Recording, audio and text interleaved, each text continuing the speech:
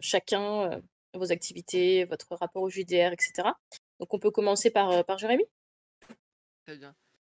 Donc moi, je m'appelle Jérémy, ou l'email sur Discord. Je suis étudiant à la Faculté de Pau, et j'ai cette particulier qui est d'étudiant entrepreneur.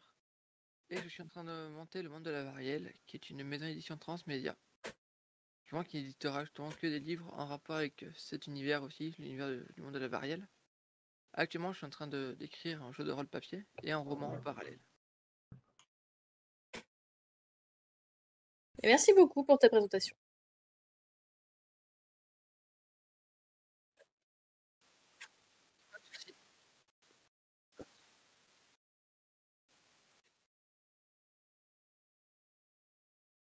Et tu peux le mettre dans la conversation, ce soit beaucoup plus facile pour Kertrad. Tu peux les mettre dans le chat textuel conférence bêta. Écoutez, ce que je vais faire, je vais carrément mettre mes coordonnées sur le truc directement. Donne-moi 30 secondes. Le temps que les autres se présentent, je vais t'envoyer tout ça. Très bien. Alors, est-ce que... je vous laisse continuer le tour de table, il n'y a pas de souci.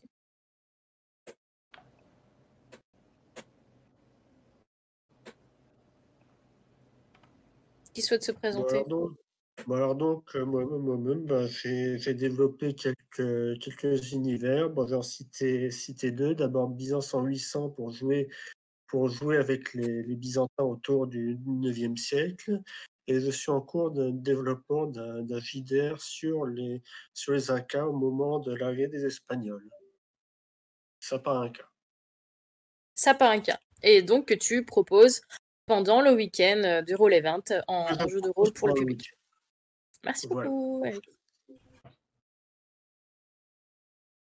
Ensuite, on peut poursuivre avec Akritash. Est-ce que vous m'entendez? Oui. Ah, voilà, d'accord. Okay. Donc, Akritash, moi, donc, ça fait plus de 30 ans que je fais du jeu de rôle. Ça fait 12 ans que je suis éditeur et auteur, traducteur indépendant avec le label Design by Akritash. Et je me suis beaucoup spécialisé autour de ce que j'appelle les jeux de rôle à haut potentiel ludique, c'est-à-dire un minimum de texte pour un maximum de choses à mettre en jeu. Voilà. Merci beaucoup. Notion très intéressante. Ouais. Bardaf. Moi je suis Bardaf, je fais du JDR depuis à peu près une dizaine d'années maintenant. Je suis assez passionné par les méthodes en fait d'amélioration entre guillemets de la qualité de jeu, du dynamisme et du rythme d'une partie, de la création de scénarios, en gros de tout ce qui fait qu'une partie devient mémorable, qu'elle devient plus sympa en fait. Et c'est dans cette optique du coup que j'ai créé quelques petites présentations pour l'asso où j'étais il y a quelques temps, présentations dont l'une va me servir du coup à cette conférence.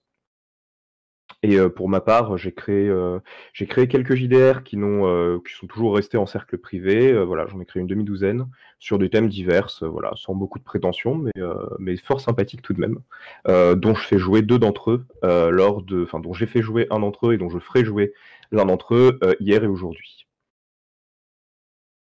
Ok, super. Je regarde si Ezekiel est arrivé dans la salle, mais j'ai l'impression qu'il est pas là. En revanche, juste une toute petite précision, il me semblait qu'on avait convenu qu'on commençait par le scénario puis par l'univers. Oui, si d'accord. c'est dérangeant, il n'y a aucun souci. Jérémy, c'est comme tu veux. Non, on peut commencer par le scénario, il n'y a pas de souci. Bah, du coup, on te laisse la main. Tu peux partager ton écran si tu veux. Eh bien, c'est parti. Alors, comment qu'on fait? Il me semble qu'on clique ici et qu'on fait partager ton écran 1. Ouais, ça doit être ça. Ça doit être ça. Alors, tac, ouais, c'est bon. Ok, eh bien, écoutez, here we go.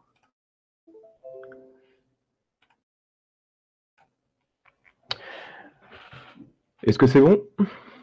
Oui. Super. Bon, eh bien, donc du coup, bienvenue à tous et merci de venir à cette conférence. Moi, pour ma part, je vais vous parler des différents types de scénarios. Le but de cette partie, ça va être vraiment de pouvoir avoir un aperçu parce qu'il y aurait énormément de choses à en dire, mais moi je vais juste vous donner un petit aperçu de la richesse des différentes structures de scénarios que l'on peut adapter au jeu de rôle. L'idée, c'est qu'à la fin de cette conférence, vous ayez une vision claire pour ceux qui débutent et une vision révisée, on va dire, pour ceux qui sont un peu plus expérimentés, de la structure d'un scénario et de ce que l'on peut en faire, en tout cas d'un point de vue en prenant beaucoup de recul, sans aller trop dans le détail. Un scénario, ça peut être différent. Il peut y avoir différents types de scénarios, comme on va le voir tout de suite, et on va commencer par ce que je considère être le plus simple, qui est ce que je vais appeler le scénario réactionnel. L'idée du scénario réactionnel, c'est que votre MJ, vous le MJ, vous faites que réagir à ce que font les joueurs. Alors, ça a pas mal d'avantages et pas mal d'inconvénients. L'avantage, c'est que en fait, vous avez besoin que d'une accroche de départ. Donc c'est le type de scénario qui est vraiment idéal pour tout ce qui va être improvisation. Le défaut, ça va être que de manière assez évidente, vous allez avoir un besoin d'improvisation qui est permanent. Vous n'allez jamais pouvoir, vous, MJ, vous reposer. Et du coup, en termes de fatigue, vous allez vous fatiguer beaucoup plus vite que sur un scénario qui a déjà été écrit, que sur un scénario où vous allez pouvoir, du coup, vous reposer sur ce que vous avez écrit, sur les PNJ que vous avez déjà écrits et sur une intrigue déjà préconçue. De plus, il va y avoir potentiellement, si vous maîtrisez à des joueurs un peu expérimentés, une espèce pour eux de sensation un peu de vide du scénario, parce que vous n'aurez jamais un scénario aussi complexe en improvisant que en le prévoyant à l'avance. Quand on improvise, on a tendance à céder un petit peu à la facilité, à la solution la plus logique, et pas à faire des trucs tordus comme quand on fait un scénario préparé. Par contre, il va y avoir quand même une certaine liberté pour vos joueurs. Et ça, c'est pas mal, parce qu'en fait, vous allez être, par définition, beaucoup plus réactif, beaucoup plus ouvert aux propositions de vos joueurs. Si vous avez un joueur qui vous dit moi j'ai envie d'aller dans cette direction alors que vous aviez rien prévu dans cette direction, dans le cas d'un scénario préparé, vous allez plutôt essayer de le ramener vers les trucs où vous avez préparé des choses, alors que là, en fait, vous êtes totalement libre d'aller par là, parce que de toute façon, il n'y a rien de l'autre côté non plus. Quelques subtilités néanmoins, donc, c'est que vous avez pas besoin de préparation, donc voilà, mais vous n'avez pas de conflit du coup entre les desiderata de vos joueurs et du scénario, comme on disait, et vous pouvez commencer sur n'importe quoi. L'exemple, c'est les PJ vont boire dans une taverne, et puis à partir de là, je sais pas, vous réagissez sur le premier qui vous dit en fait, moi, je vais demander tel plat au serveur, du coup, le plat n'existe pas, ah bon, pourquoi? Et puis là, vous lancez votre quête. Voilà, vous pouvez tout faire. Ensuite, vous avez le scénario linéaire, qui est pas mal apprécié des MJ débutants. Le principe d'un scénario linéaire, c'est que vous avez préparé une succession de scènes, où en gros, vous avez préparé votre truc en disant, alors il y a cette scène-là, ensuite il y a la deuxième scène, ensuite il y a la troisième scène, ensuite il y a la quatrième scène, etc., jusqu'à la fin. Typiquement, c'est le scénario que l'on voit dans la majorité des RPG d'il y a à peu près 10 ans. Voilà. Vous avez éventuellement à la fin ou dans certaines scènes des points clés qui font que la fin va changer. Mais en fait, la succession, c'est pas tant le fait que la fin sera toujours la même, mais que la succession des scènes sera toujours la même. Il y aura toujours la scène d'introduction que vous avez prévue, puis la scène 1, puis la scène 2, puis la scène 3, puis la scène 4, etc., jusqu'à la fin. La fin, éventuellement, peut être différente, contrairement à ce qu'on croit dans un scénario linéaire. Mais ce sera toujours la même succession de scènes avec éventuellement des sauts de scènes. Peut-être que vous pouvez passer une scène, mais il n'y aura jamais de scènes qui viennent s'intercaler ou de détours que vous allez faire dans un scénario linéaire. Sinon, ce n'est plus un scénario linéaire. Les qualités, les défauts, du coup. En fait, le plus gros défaut, c'est quand même que, à l'inverse du scénario réactionnel que l'on vient de voir, vos PJ, en fait, ils n'ont pas vraiment d'influence sur la structure de l'histoire. Voilà. Il n'y a qu'à la fin, ou éventuellement, ou certains détails qui peuvent changer. Mais en fait, quoi que fassent vos PJ, dans la scène 2, ils se retrouveront forcément ensuite dans la scène 3. Et ça peut être frustrant pour certains PJ. Parce que, en fait, vu qu'ils sont toujours encadrés, ils sont toujours un peu emprisonnés dans ce scénario, ils ne peuvent pas en sortir. Et du coup, vous allez avoir certains types de PJ qui vont vous dire, en fait, si j'avais envie de faire un truc scripté, j'aurais lu un bouquin ou j'aurais regardé une pièce de théâtre. Et on peut comprendre qu'il y en ait certains que ça frustre. mais pas tous, hein, il y en a certains qui apprécient beaucoup. Et la grande qualité de ce scénario, c'est que vous pouvez travailler sur des très belles scènes. Vu que vous prévoyez les scènes dans leur succession, vous pouvez très bien imaginer des scènes complètement folles que vous n'auriez pas forcément obtenues si les PJ avaient plus de liberté. Ensuite, vous avez le scénario arborescent.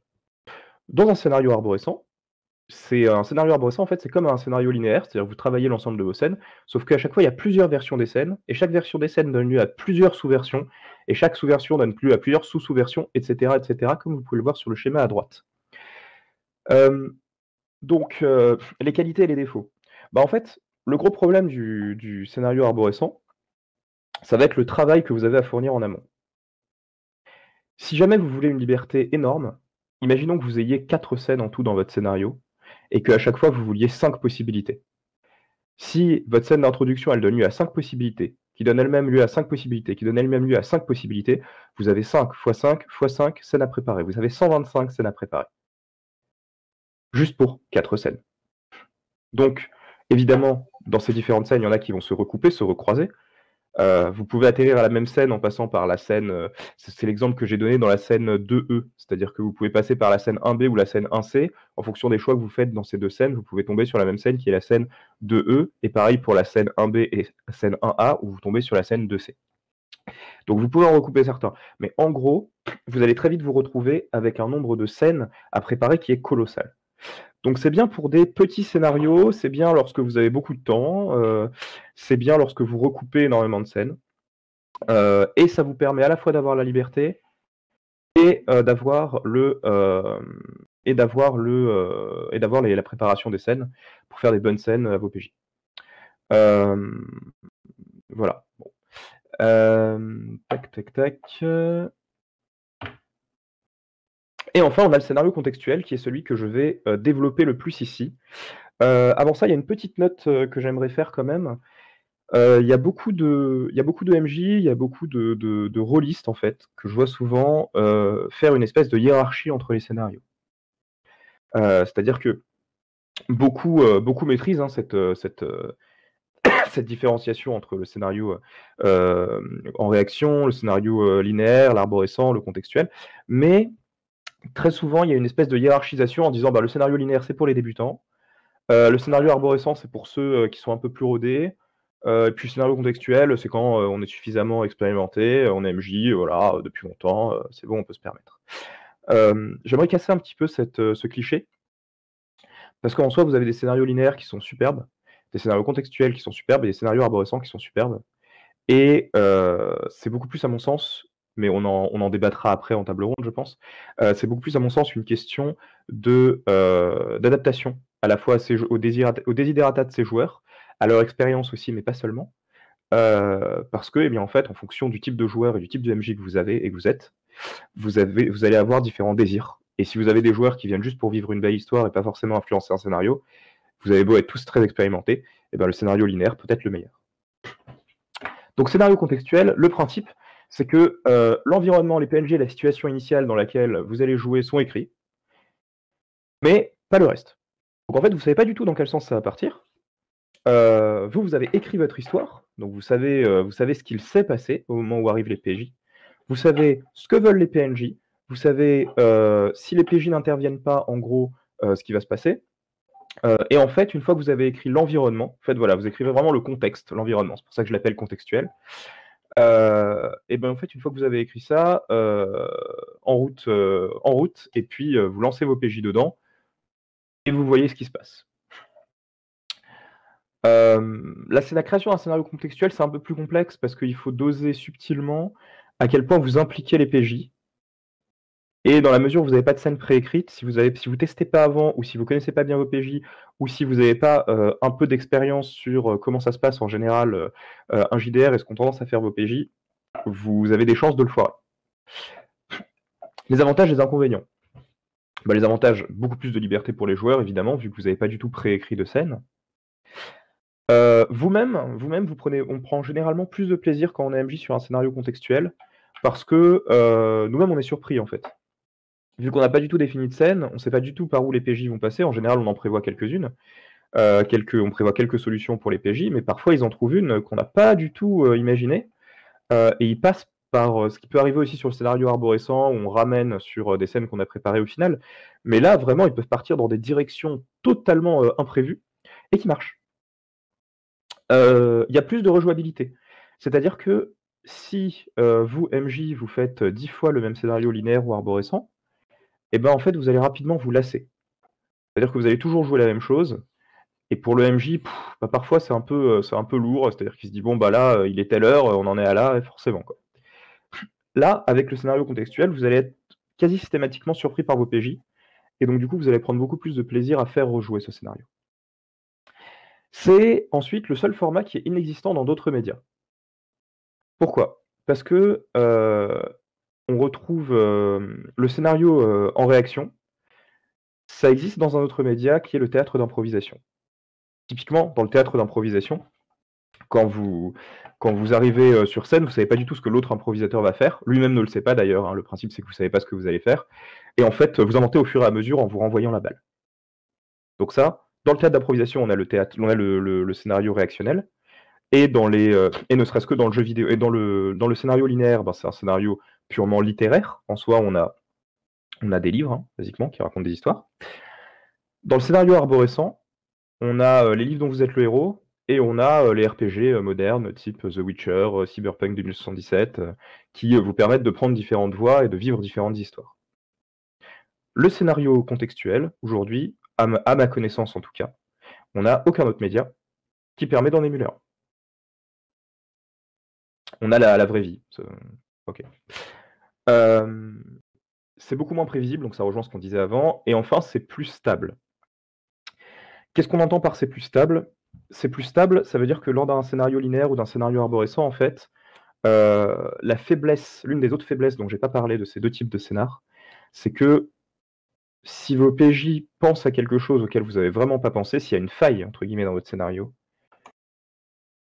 eh bien, en fait, ils peuvent un peu tout foutre en l'air, ou bien ils peuvent vous forcer à faire des choses qui, pour rattraper leur déviation, ils peuvent vous forcer à faire des choses qui vont en fait affecter votre scénario dans le long terme. Par exemple, basiquement, s'ils pensent qu'un personnage important est le coupable et qu'ils décident, vu qu'ils se disent on va pas pouvoir l'arrêter légalement, et qu'ils se disent bon on va le tuer, ils le tuent. Et c'est un PJ que vous avez, enfin, c'est un PNJ que vous aviez prévu pour d'autres choses. Vous êtes assez mal, en fait. Parce que, en fait, toutes vos autres scènes sont prévues avec et par ce PNJ, et en conséquence, ça va être très compliqué de rattraper ça. Dans le scénario contextuel, il y a beaucoup moins de chances de faire foirer la chose. Parce que de toute façon, en fait, vu que vous n'avez pas écrit des scènes, mais vous avez écrit un contexte, vous avez écrit des PNJ, etc., vous savez normalement, vu que vous avez écrit vos PNJ, vous savez comment ils réagissent, vous savez normalement comment chacun va réagir à cette mort. Et vous avez juste à rebondir. Donc, dans le cadre d'un scénario, c'est pas très important, parce que le scénario est relativement court, donc vous pouvez vous adapter. Mais dans le cadre d'une campagne, et c'est pour ça qu'une campagne est très complexe à écrire en dehors d'un scénario contextuel, dans le cadre d'une campagne, c'est beaucoup plus pratique, en fait.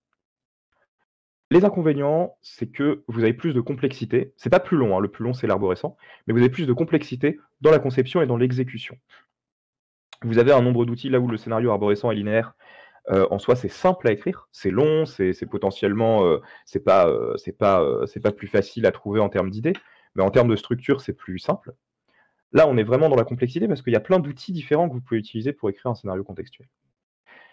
Les scènes ne sont pas préparées, donc sont moins travaillées forcément que sur un linéaire ou un arborescent. Vous ne pouvez pas lire une description, vous pouvez préparer des lieux, évidemment, mais vous ne pouvez pas préparer une description d'une scène où vous allez avoir un PNJ qui va parler à un autre, puis l'intimider ou quoi, parce que vous ne savez pas si ça va arriver. On est toujours dans l'improvisation, entre guillemets, cadrée.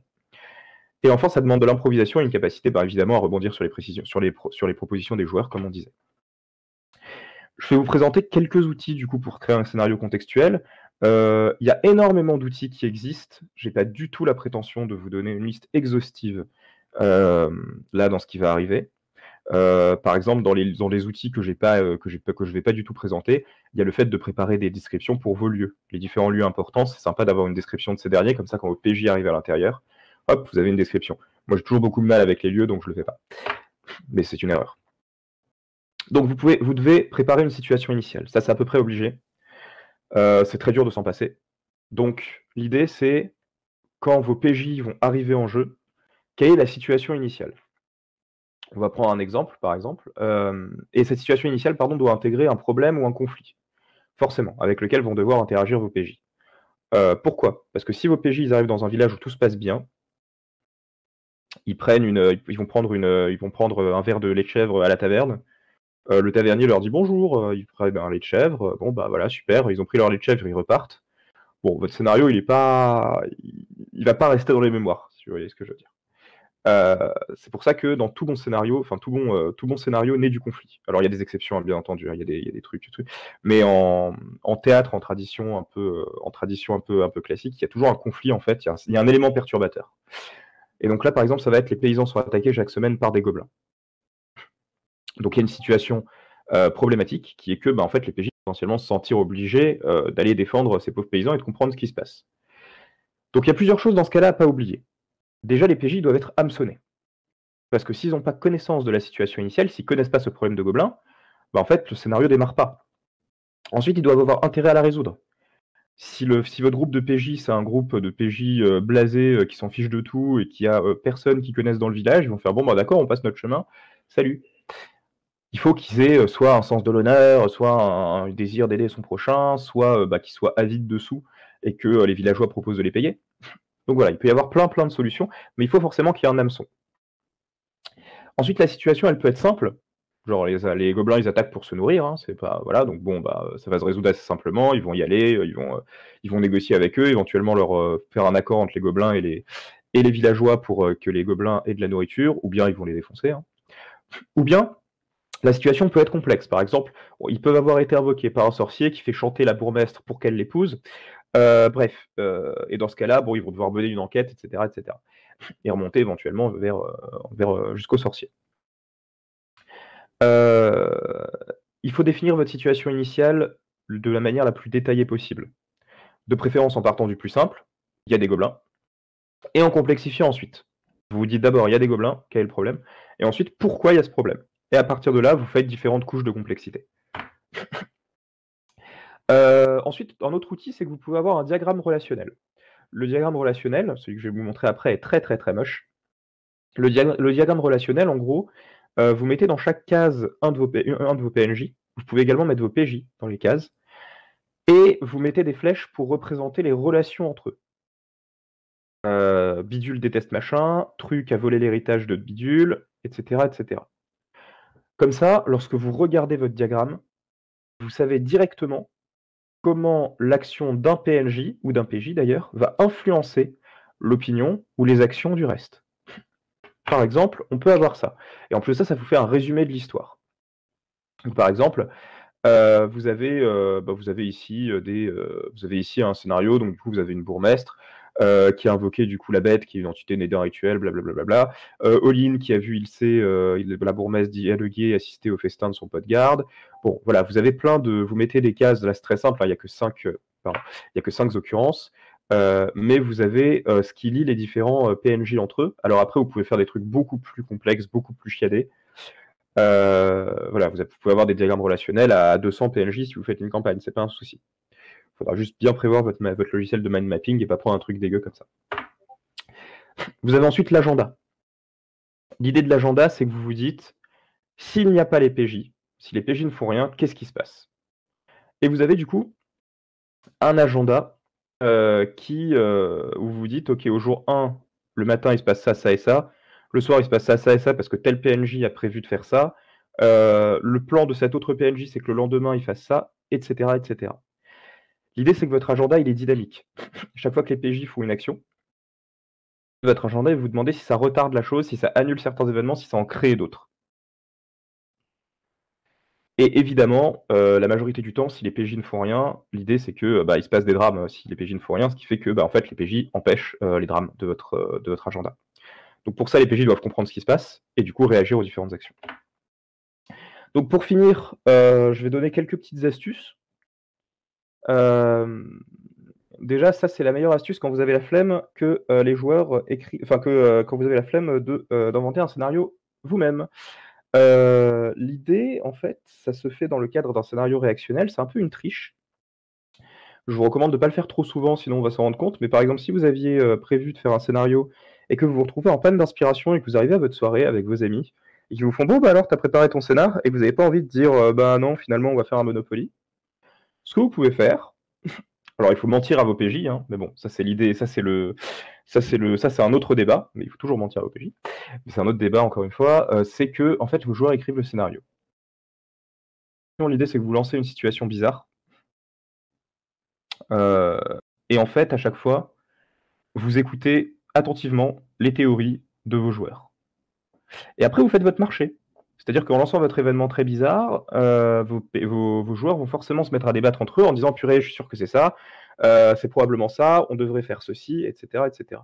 Vous faites votre marché, vous sélectionnez l'idée la plus crédible, et hop, la réalité devient ça. Et vos joueurs seront contents, parce que ils se diront ah bah c'est fou, dis donc, on avait trouvé et tout, on a bien fait d'y réfléchir. Bon, le désavantage c'est qu'ils seront jamais surpris, vu que vous avez rien bossé.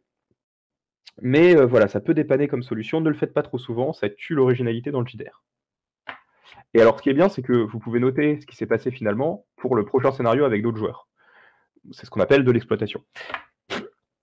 Ensuite, l'astuce que je vous recommande de faire dans la majorité de vos scénarios, c'est d'impliquer les PJ. On voit, alors c'est pas forcément une erreur, hein, évidemment, il y a plein de types de scénarios qui s'y prêtent. Mais on a une trop grande systématisation dans beaucoup de JDR de ce que j'appelle les scénarios à mission. C'est-à-dire qu'on envoie un groupe de PJ qui n'a rien à voir avec le scénario, mais qui sont d'une agence ou d'un groupe secret, ou bref, ça dépend. Et on les envoie du coup s'impliquer dans un scénario, mais ils sont là uniquement parce que c'est leur job, entre guillemets. Et je trouve ça un peu dommage, parce que en fait, c'est un peu la facilité. Alors des fois c'est justifié, des fois c'est très très bien mené, hein. Mais c'est un peu la facilité pour du coup faire l'hameçon dont on parlait tout à l'heure.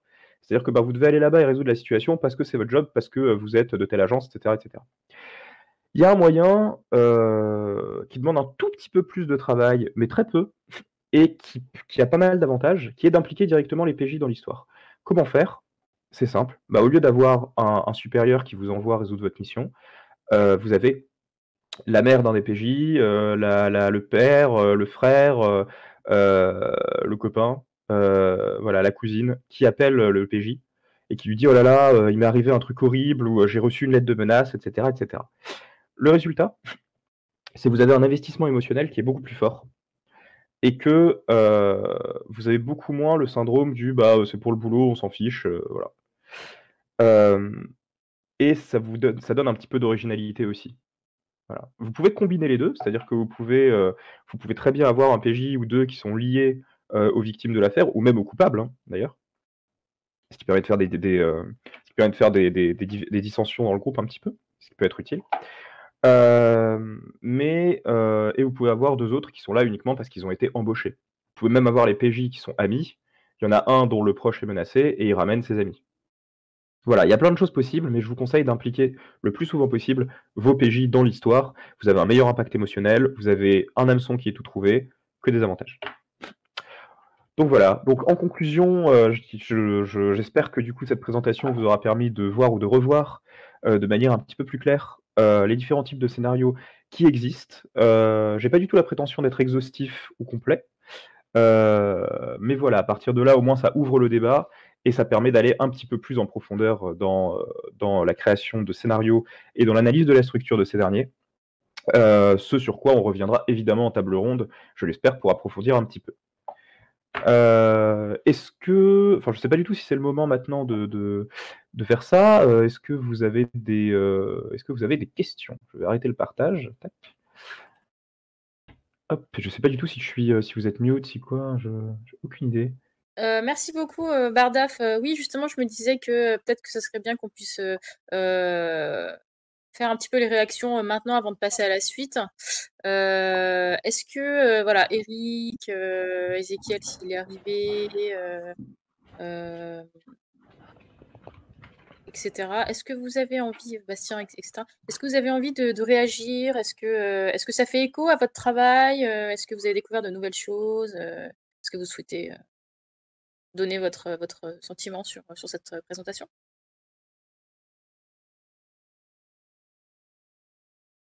Bah oui, pour ma part, en fait, au début du process créatif, donc il y a quelques années, j'ai une dizaine d'années à peu près, je préparais tous mes scénarios à la virgule près, ce qui imposait un temps de création du scénario un petit peu long, ce qui ne laissait quasiment pas de marge à la création. Et puis maintenant, ce que je fais de plus en plus, je note sur quelques feuilles les moments clés du scénario, puis je me rends compte que je peux plus facilement improviser que par le passé. Et souvent, le process rédactionnel se passe après, après que le scénario ait été joué sur table. D'accord. Donc tu as évolué toi-même dans ton processus en fonction des besoins et des envies et tu as choisi finalement ton mode de prédilection. Ouais. Est-ce que tu utilises toujours la même technique maintenant ou est-ce que parfois tu varies totalement? Oh, bah, je varie lorsque j'ai besoin d'un scénario bien rédigé, je le rédige, mais je laisse toujours une part de responsabilité aux joueurs. Bah tiens, ils ont une idée intéressante. Tiens, il y a le bourgmestre, pourquoi on n'irait pas l'interroger pour le problème? Moi, au départ, au niveau de la création, je n'avais pas pensé au bourgmestre, mais je me suis dit, bon, les gens ont une idée intéressante, interroger le bourgmestre, bah, pourquoi pas? Donc, j'introduis le bourgmestre en jeu. Donc ça nous demande quand même une capacité d'improvisation. D'ailleurs, ça fait l'objet d'une conférence qu'on a en parallèle sur l'improvisation et les MJ avec Dice Rolling Tea et Marie de Thunder Dice, justement, qui font beaucoup d'improvisation. Est-ce que ça peut être une difficulté pour vous d'improviser? Alors moi, là-dessus, je pense que ça le fait improviser. À la limite, comme j'aime à le dire souvent, généralement, vous mieux toujours prévoir un début et une fin. Et quitte à se foutre dans la merde, excusez-moi du terme, les PJ savent très bien le faire. Donc généralement, ce que je fais, c'est que généralement, j'essaie de penser au moins un début et une fin, limite un fil rouge.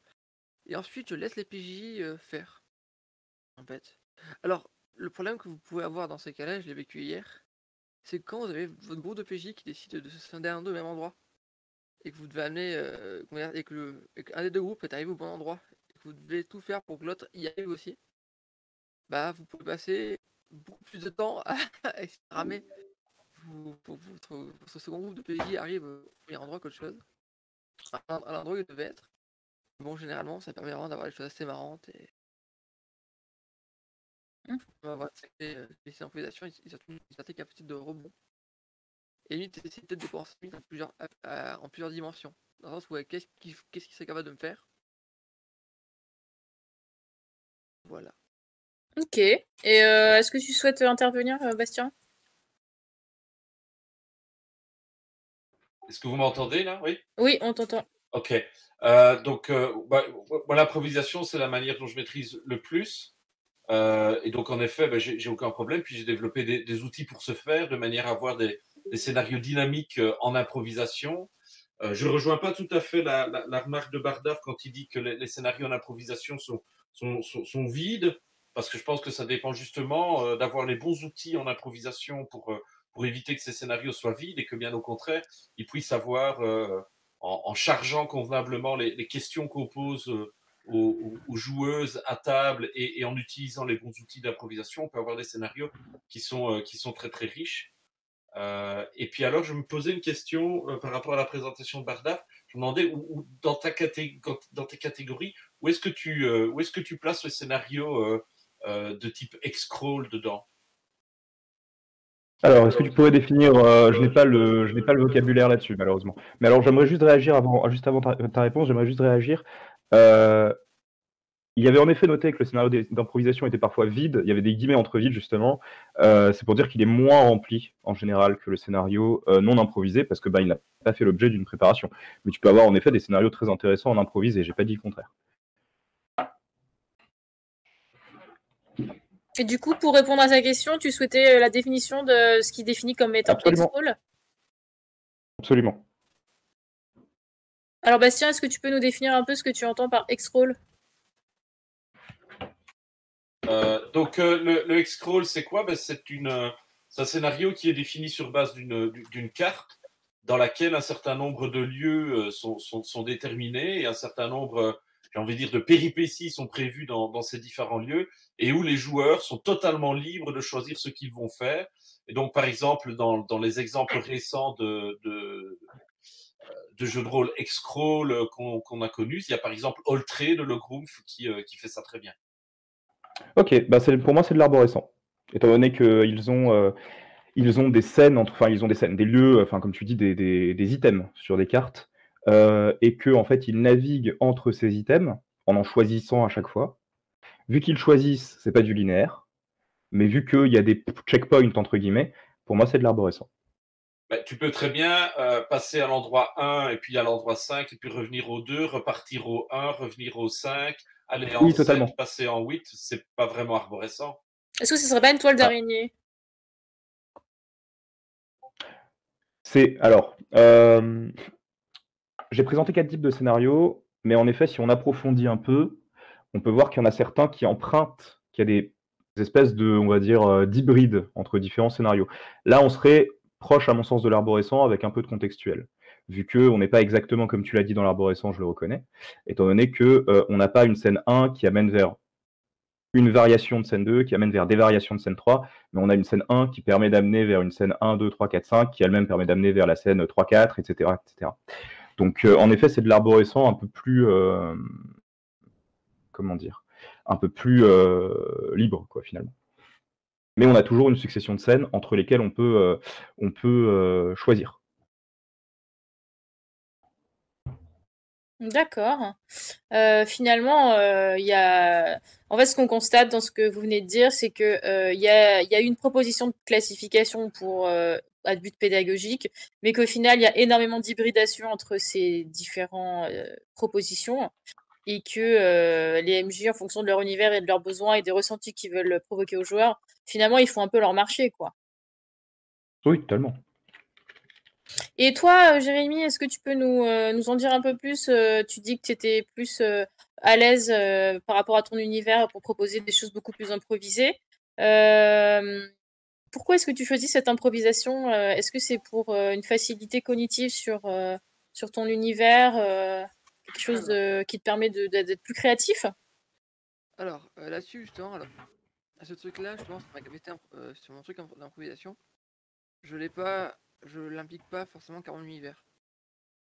J'implique littéralement à tous les scénarios que je fais. La question est pourquoi? Parce que ça permet vraiment de pouvoir adapter en quasi-permanence le scénario au PJ. Je m'explique. Admettons, je commence à aborder un aspect de mon scénario. En même temps, mon scénario commence à aborder un truc particulier qui choque un de mes joueurs ou quelque chose comme ça. Si le truc n'est pas improvisé, le truc est vraiment linéaire, ça sous-entend que je vais devoir faire subir entre guillemets toute cette scène-là aux joueurs, sans qu'ils puissent faire autre chose que de devoir la subir au sortir de la salle. Tandis que si j'ai un truc qui est improvisé, si je vois que mon joueur est vraiment pas à l'aise avec ça, je peux la squeezer le plus rapidement possible, pour finalement emmener mes joueurs sur autre chose. Ça, c'est ma capacité cognitive qui me permet justement de, comme je dis moi, de réfléchir sur plusieurs dimensions. Par exemple, c'est du ok, le joueur va faire ça, ok, mais qu'est-ce qu'il va pouvoir faire d'autre? Et aussi, j'ai tendance à autoriser mes joueurs, même s'ils n'assistent pas à la scène, à pouvoir en discuter entre eux. Donc, et je fais un petit peu comme Bardaf, justement, à parler les suites de chiffres, où en gros, tu écoutes ce que font tes joueurs pour essayer de faire ton marché. J'ai tendance à faire ça aussi, mais ça me permet plus de pouvoir surprendre mes joueurs, au contraire. Voilà. Dire, voilà, ils parlent de ça, ils pensent que c'est ça et ça et ça et ça. Tiens, mais si j'allais leur prouver que c'est l'inverse. Pour ça, c'est à moi de m'embêter et essayer de prouver qu'on pense c'est l'inverse. Bon, voilà. Oh, moi. Et c'est un truc qui est assez rare à faire. Pour les MJ qui improvisent, est-ce que ça vous est déjà arrivé d'avoir des joueurs qui le remarquent et qui vous fassent des reproches en vous stigmatisant en disant mais si t'improvises, ça veut dire que tu ne prêtes pas attention à une création dédiée pour nous ou t'as eu la flemme d'écrire quelque chose? Est-ce que ça vous est déjà arrivé?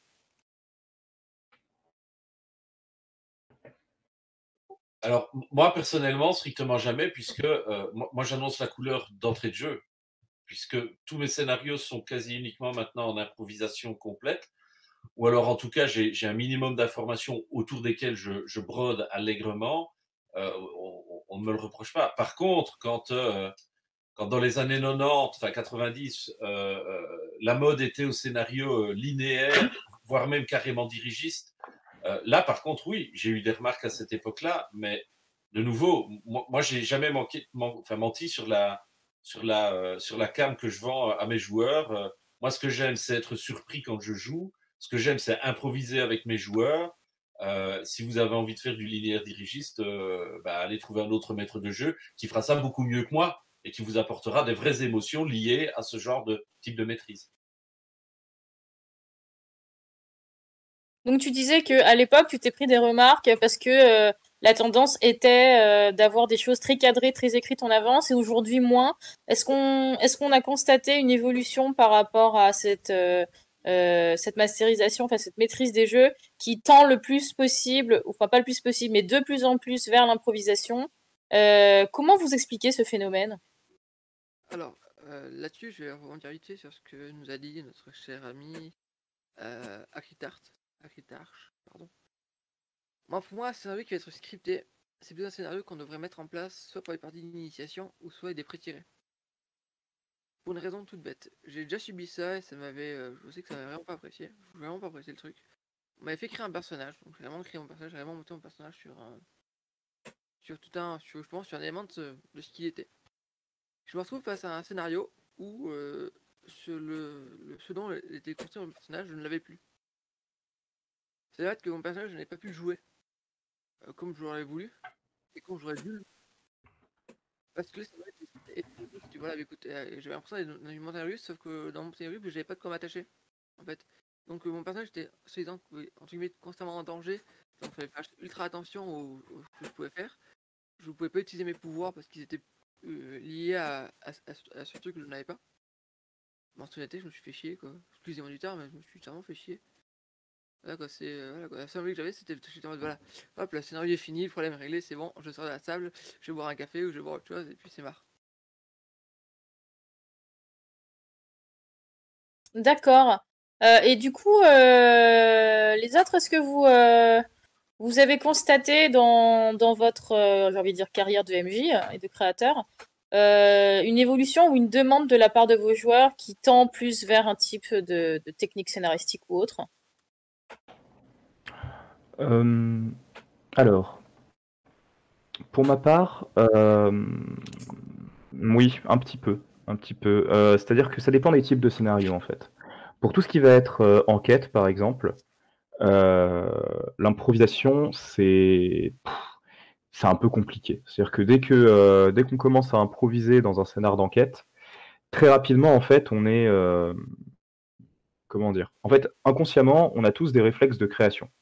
Ces réflexes de création, on peut les contrer, à mon sens. Alors après, ce que je veux dire, évidemment, je suis pas du tout spécialiste, j'ai pas de master en neurosciences. Hein. Je dis ça de mon expérience personnelle et ça vaut ce que ça vaut, c'est-à-dire pas grand-chose. Mais c'est ce que personnellement j'ai observé. On a tous des réflexes de création, des réflexes psychologiques, qui sont dus à notre passé, nos références, ce qu'on a vu comme série hier, etc., etc. Malheureusement, ces réflexes, dans le cadre d'une improvisation, en fait, on n'a pas énormément de temps pour réfléchir. Et du coup, on va avoir tendance à aller à faire un peu la même chose. Alors, pas forcément exactement la même chose, c'est-à-dire que le vernis ne sera pas le même, mais en profondeur, dans ce qu'on va adopter comme type de scénario, on va avoir la même chose. Basiquement, moi j'aime bien le trope, je le dis parce que je ne l'ai pas utilisé dans les scénars que je vais faire au Roll Event aujourd'hui-demain. J'aime bien utiliser le trope de c'est le donneur de quête, le coupable. Voilà. Et on a plein de tropes tous, plus ou moins conscients, dont on a plus ou moins connaissance, qui vont revenir. ces tropes-là, ces clichés, on peut les contrer lors d'une préparation.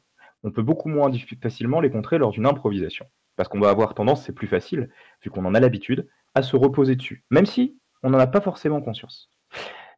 Nos joueurs, par contre, si on a des joueurs avec qui on joue pour la première fois, c'est pas un souci. Si on a des joueurs avec qui on a l'habitude de jouer, ils ont tendance, pareil, de manière plus ou moins intellectualisée, ils ont tendance à savoir, à connaître un peu notre manière de créer. En tout cas, de créer dans l'instant.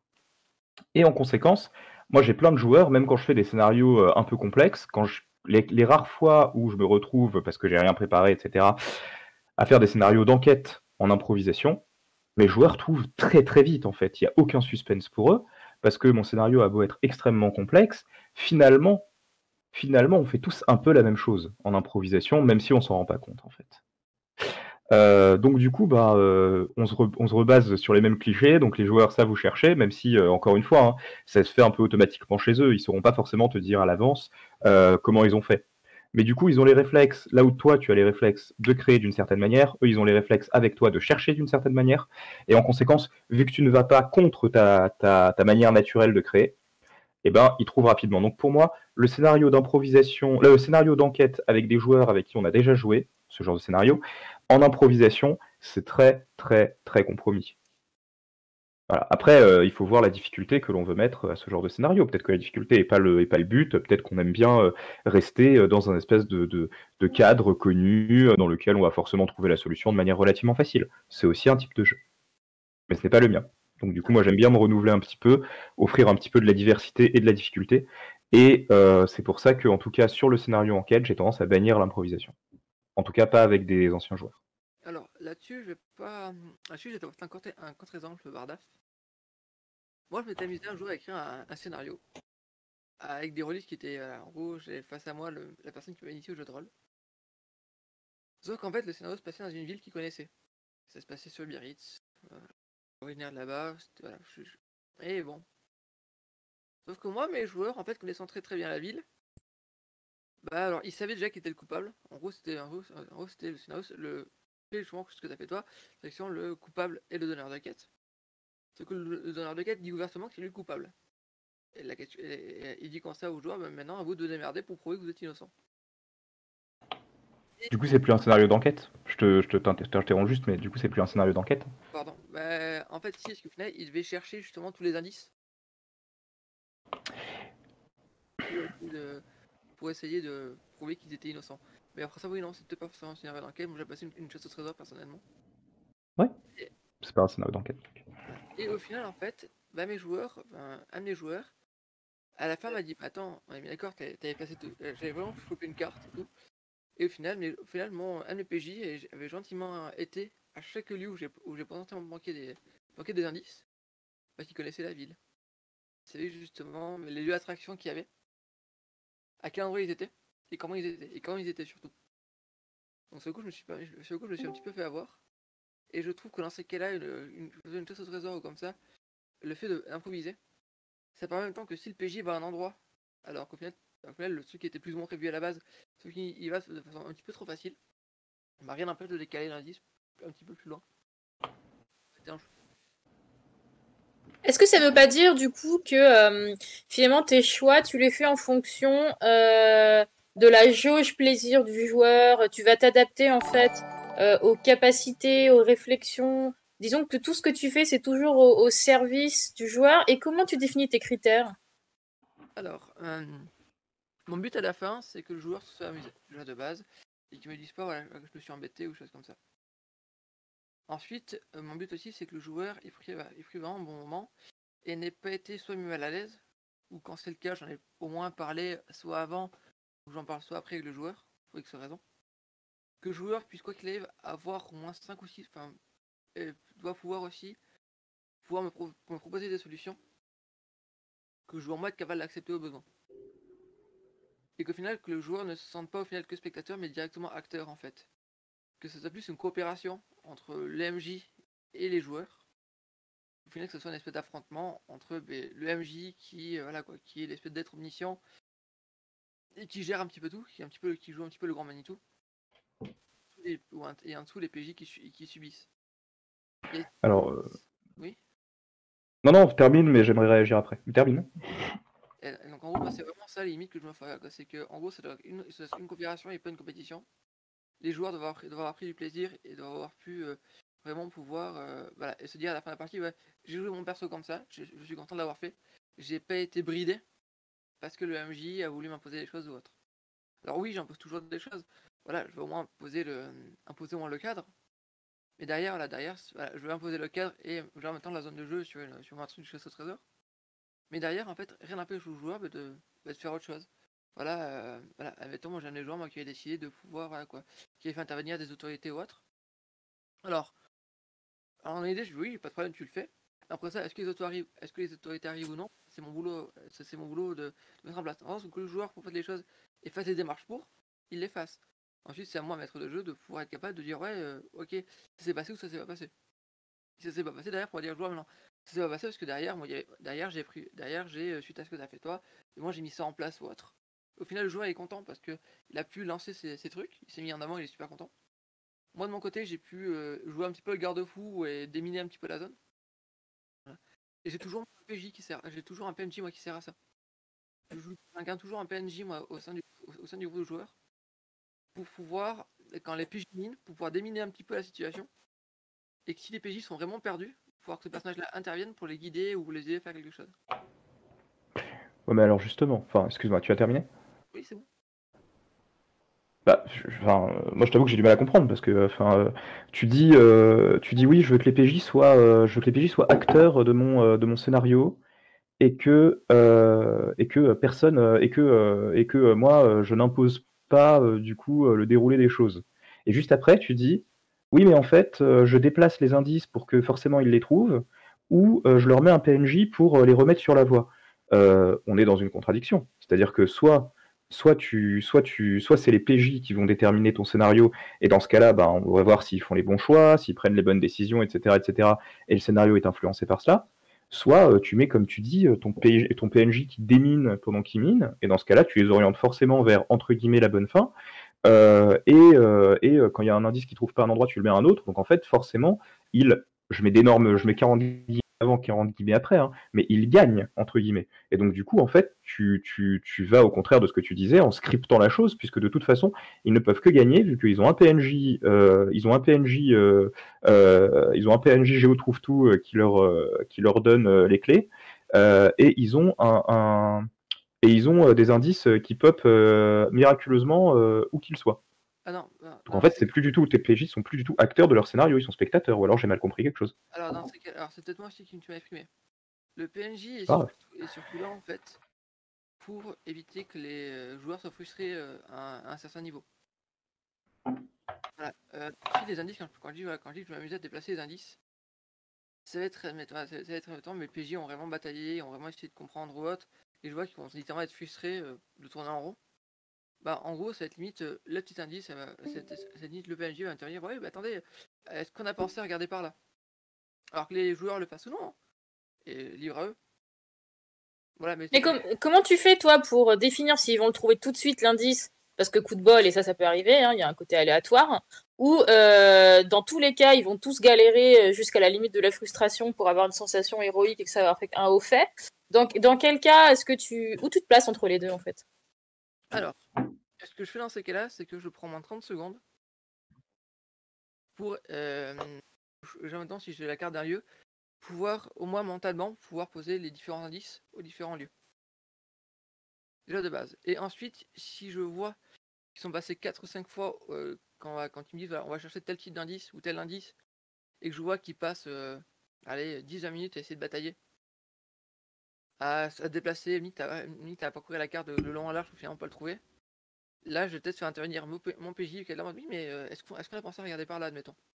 Et ce PJ-là va plus être un spectateur et vraiment plus intervenir vraiment en cas les joueurs en ont marre, ou les joueurs décident d'abandonner la quête ou comme ça, parce que pour eux c'est totalement foutu. Voilà, c'est vraiment attends, regardez, et si on allait voir par là, admettons. Et c'est tout. Donc c'est pas un placement au dernier moment des indices, tu les as quand même mentalisés en amont du scénario pour poser un peu le truc. C'est ça. Et puis si je vois vraiment que mes joueurs ont vraiment besoin de ces indices-là, ils n'arrivent pas à tomber dessus, bah, soit je suis vraiment dans un bon jour et j'ai des joueurs qui sont des joueurs un petit peu novices. Dans ces cas, à la limite, je vais essayer de leur donner l'indice. Ou soit c'est des joueurs qui sont déjà un petit peu plus rodés. Et dans ces cas-là, je vais vraiment laisser batailler un petit peu plus. Voilà, je m'adapte aussi, justement, l'improvisation permet aussi de m'adapter au niveau des joueurs que j'ai en face. Aussi. Parce que je pense que les joueurs qui sont novices n'ont pas forcément les mêmes réflexes que les joueurs qui sont déjà expérimentés. Alors, si je puis me permettre de réagir, à moins que quelqu'un d'autre le veuille. Ouais, moi je pense que j'ai quelque chose d'intéressant à dire là-dessus. Vas-y, je t'en Vas-y, prie. vas-y. En fait, moi ce que j'ai remarqué, c'est que quand on écrit des scénarios, quand on essaie de scripter des scénarios, souvent à un moment donné, la créativité et l'agentivité, donc la créativité des joueuses et l'agentivité des personnages à la table de jeu va faire qu'à un moment donné, on va vite, enfin on va souvent se retrouver dans des situations où il n'y a pas de prochaine action évidente dans la partie de jeu de rôle. Et donc, dans ces cas-là, ben, on se retrouve un peu coincé. On est. Alors, l'exemple archétypal de ça, c'est les joueurs échouent à leur jet de trouver objet caché et donc leur personnage ne trouve pas l'indice qui leur permet d'avancer vers la scène suivante. Il est archétypal, je suis d'accord, la plupart du temps, c'est beaucoup plus fin que ça, mais au moins ça permet de voir ce que je veux dire. Et donc, pour moi, ce qui est super important, d'ailleurs, quel que soit le type de scénario qu'on met en place, c'est que les joueuses à la table de jeu, à travers l'agentivité de leur personnage, aient toujours quelque chose à faire à la table de jeu, toujours quelque chose à faire au sein du scénario, quoi qu'il arrive. Et en termes de technique de jeu, on appelle ça poser une action en feedback immédiate. Ok. Alors, j'aimerais juste un petit peu mettre un peu mon grain de sel là-dessus. Alors, d'abord, je vais réagir d'abord à la dernière intervention, si ça te dérange pas. En fait, moi je pense que l'erreur là-dedans, c'est de mettre des actions bloquantes, en fait. C'est-à-dire que moi, personnellement, depuis à peu près 5-6 ans, j'ai jamais demandé un jet, j'ai jamais demandé un choix à des PJ où il y ait une des solutions, que ce soit le jet de dés qui marche pas, ou bien la solution qui me convienne pas, où il y ait une seule des solutions où ça résulte à « Ah bon, bah les PJ sont bloqués ». Enfin, personnellement, je fais jamais tirer des dés ou je demande jamais des choix qui bloquent en fait. Chaque choix, chaque jet de dés conduit vers une situation ou une autre, qui peut être dramatique, qui peut se solder par la mort d'un PNJ, par un échec, par ce genre de choses, et qui aura des conséquences. Mais ces conséquences, à mon sens, c'est une erreur de mettre une conséquence qui soit le scénar est bloqué. Personne n'a envie que le scénar soit bloqué.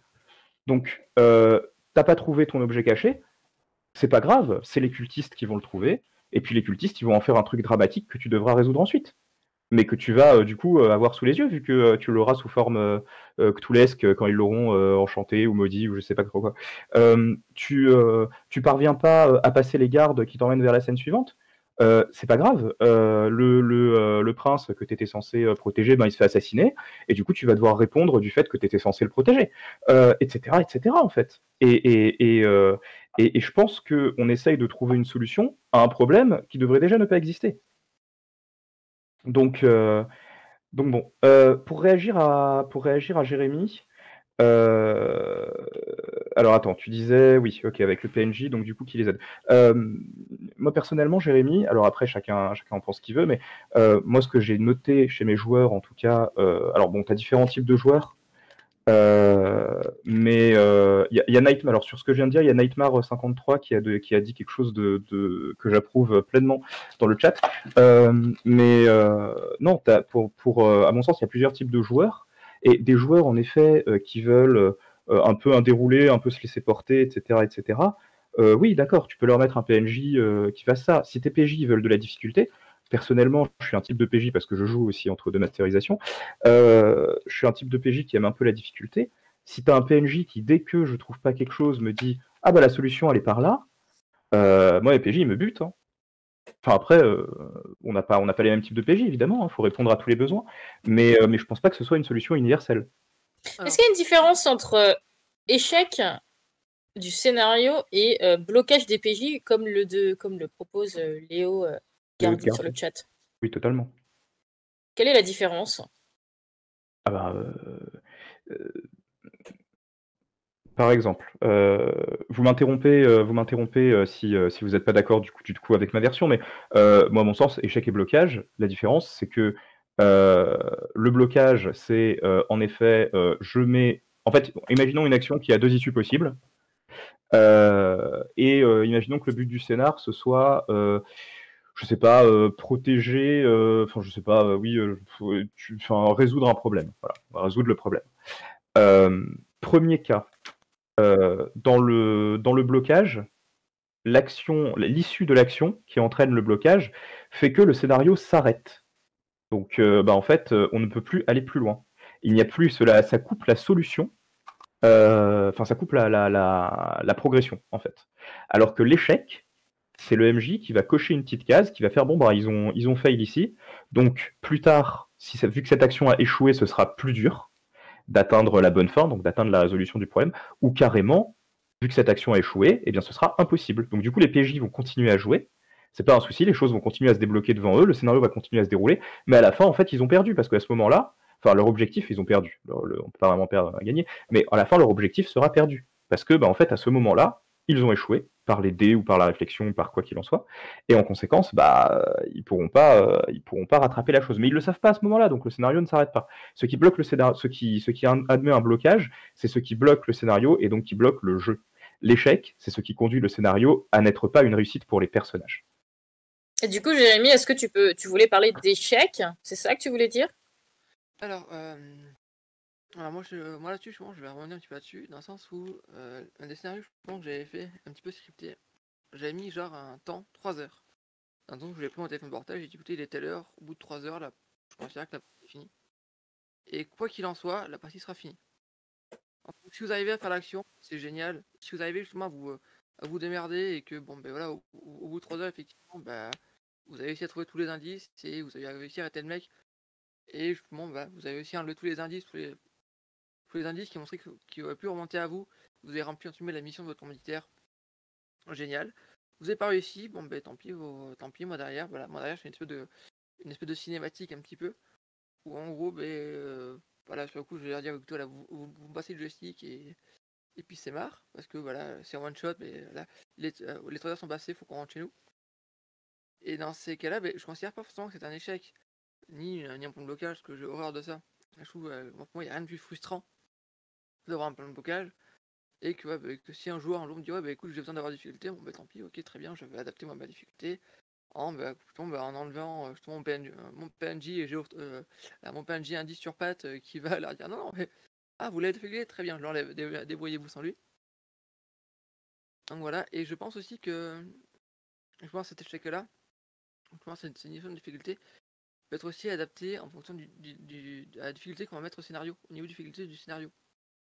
Sur un scénario que je vais avoir moi pour un niveau débutant, en gros pour mes joueurs débutants, je vais pas dire que je vais genre tout pré-bâcher, mais quasiment. Voilà, mes joueurs ont jamais joué au jeu de rôle, faut qu'ils démarrent sur quelque chose, le but c'est qu'ils fassent un bon moment, voilà. Sur une partie où j'ai un scénario que je considère intermédiaire, ça fait déjà quelques mois que les joueurs sont habitués à faire les jeux de rôle, à l'univers ou au système de jeu. Sur le coup, le PNJ que je vais mettre en place pour les aider, pour éviter justement qu'il y ait un échec, il va être moins là. Voilà. Ensuite, peut-être que la zone sur laquelle je vais mettre va être un petit peu plus hostile. Ou voilà, ou en gros, s'ils ont des emmerdes, que les secours qui pourraient arriver vont peut-être mettre plus de temps. Et ensuite, si je dois vraiment mettre un niveau entre guillemets expert, dans le sens où le joueur, ça fait des années qu'il est rôliste et qui a vraiment besoin de la difficulté, qui a vraiment besoin de la difficulté, très bien, je te peux acheter dans un endroit totalement hostile. Je vais pas te dire que t'attends pas ton couteau, mais limite. Si t'as besoin d'un coup de main, les secours, tu te les mets sur l'oreille. Et voilà, maintenant mon grand, bon courage, hein, et c'est parti. Mais est-ce que ça t'est déjà arrivé d'avoir des joueurs qui n'ont jamais fait de jeu de rôle et que tu vas, entre guillemets, mettre dans la case débutant d'office, et tu t'aperçois qu'ils ont des réflexes, des manières de jouer dignes d'un rôliste qui a 30 ans d'expérience? Alors là-dessus, pas forcément. Enfin, je sais que j'en ai eu qui ont les coups du Sunrise, par exemple, peut-être pas, mais qui ont eu des réflexes de rôliste que je considérais moi initié ou un petit peu confirmé, ouais déjà. Et dans ces cas-là, c'est à moi en tant que MJ qui va improviser de derrière de pouvoir juste déplacer ma réglette en fait. Et dans ces cas, qu'est-ce que je vais faire? Qu'est-ce que je vais faire? En même temps, la visualisation que j'ai mis pour mes indices, au sein de mes indices en lui-même, au sein de mes indices en eux-mêmes, en fait, je vais peut-être les rendre un chouïa plus flou. Voilà. Ou ce que je vais faire, c'est que je vais ajouter peut-être une étape pour trouver tel indice. Ou je pense le PNJ, je le trouve. C'est con, mais il est parti acheter des clopes. Mais ça va pas générer de la frustration auprès de tes joueurs qui ont considéré que, par exemple, ils avaient tout fait parfaitement et que tout aurait dû être facile et que toi, tu as créé des difficultés là où ils auraient considéré qu'ils n'en méritent pas, par exemple? Justement, en fait, dans ces cas-là, ce que je vais avoir tendance à faire, c'est que, à partir du moment où je me rends compte qu'ils commencent à se débrouiller un petit peu mieux que j'avais prévu, c'est peut-être à moi de pouvoir justement déplacer ces réglettes-là petit à petit, en fait. Parce qu'il y a un sens où, autant mon scénario, ils connaissent pas le début, enfin, je connais le début, je connais la fin, je connais pas le milieu, autant mes joueurs connaissent ni le début ni la fin, et ils connaissent encore moins, et actuellement, ils sont dans le milieu, et courage à eux. D'accord. Eric, Bastien, Bardaf, est-ce que vous avez envie de réagir par rapport à ce que vient de dire Jérémy? Comment vous jaugez ça, en fait? Alors, je vais commencer du coup si personne. Ah, vas-y, je t'en prie. Ah non, d'accord, ok. En fait, j'interromps mon propre écho. Limaël, Non, il y avait Bastien qui avait commencé à parler, mais je crois que tu étais en décalage audio avec lui. Donc on va commencer par Bastien. Alors, moi j'ai un problème avec le concept de rôliste confirmé, de rôliste débutant et ce genre de choses. Moi, je joue beaucoup avec des enfants en initiation, on s'entend, en découverte, comment dire, en convention, etc.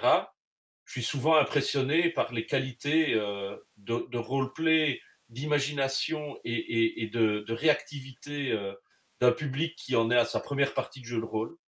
Et donc, je pense personnellement qu'il n'y a pas de... Enfin voilà, que faire des niveaux de rôlistes, pour moi, ça ne correspond à rien, en tout cas dans mon expérience personnelle. Donc, j'ai un petit peu du mal par rapport à ce que vient de raconter Jérémy.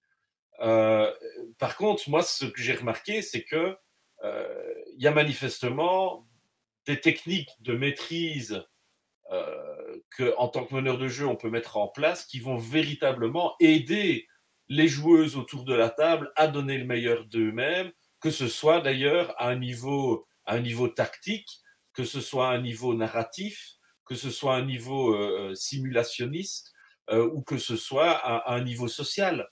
Pour reprendre les 4 atomistiques du jeu de rôle développé par Thomas Munier. Et donc voilà, je pense que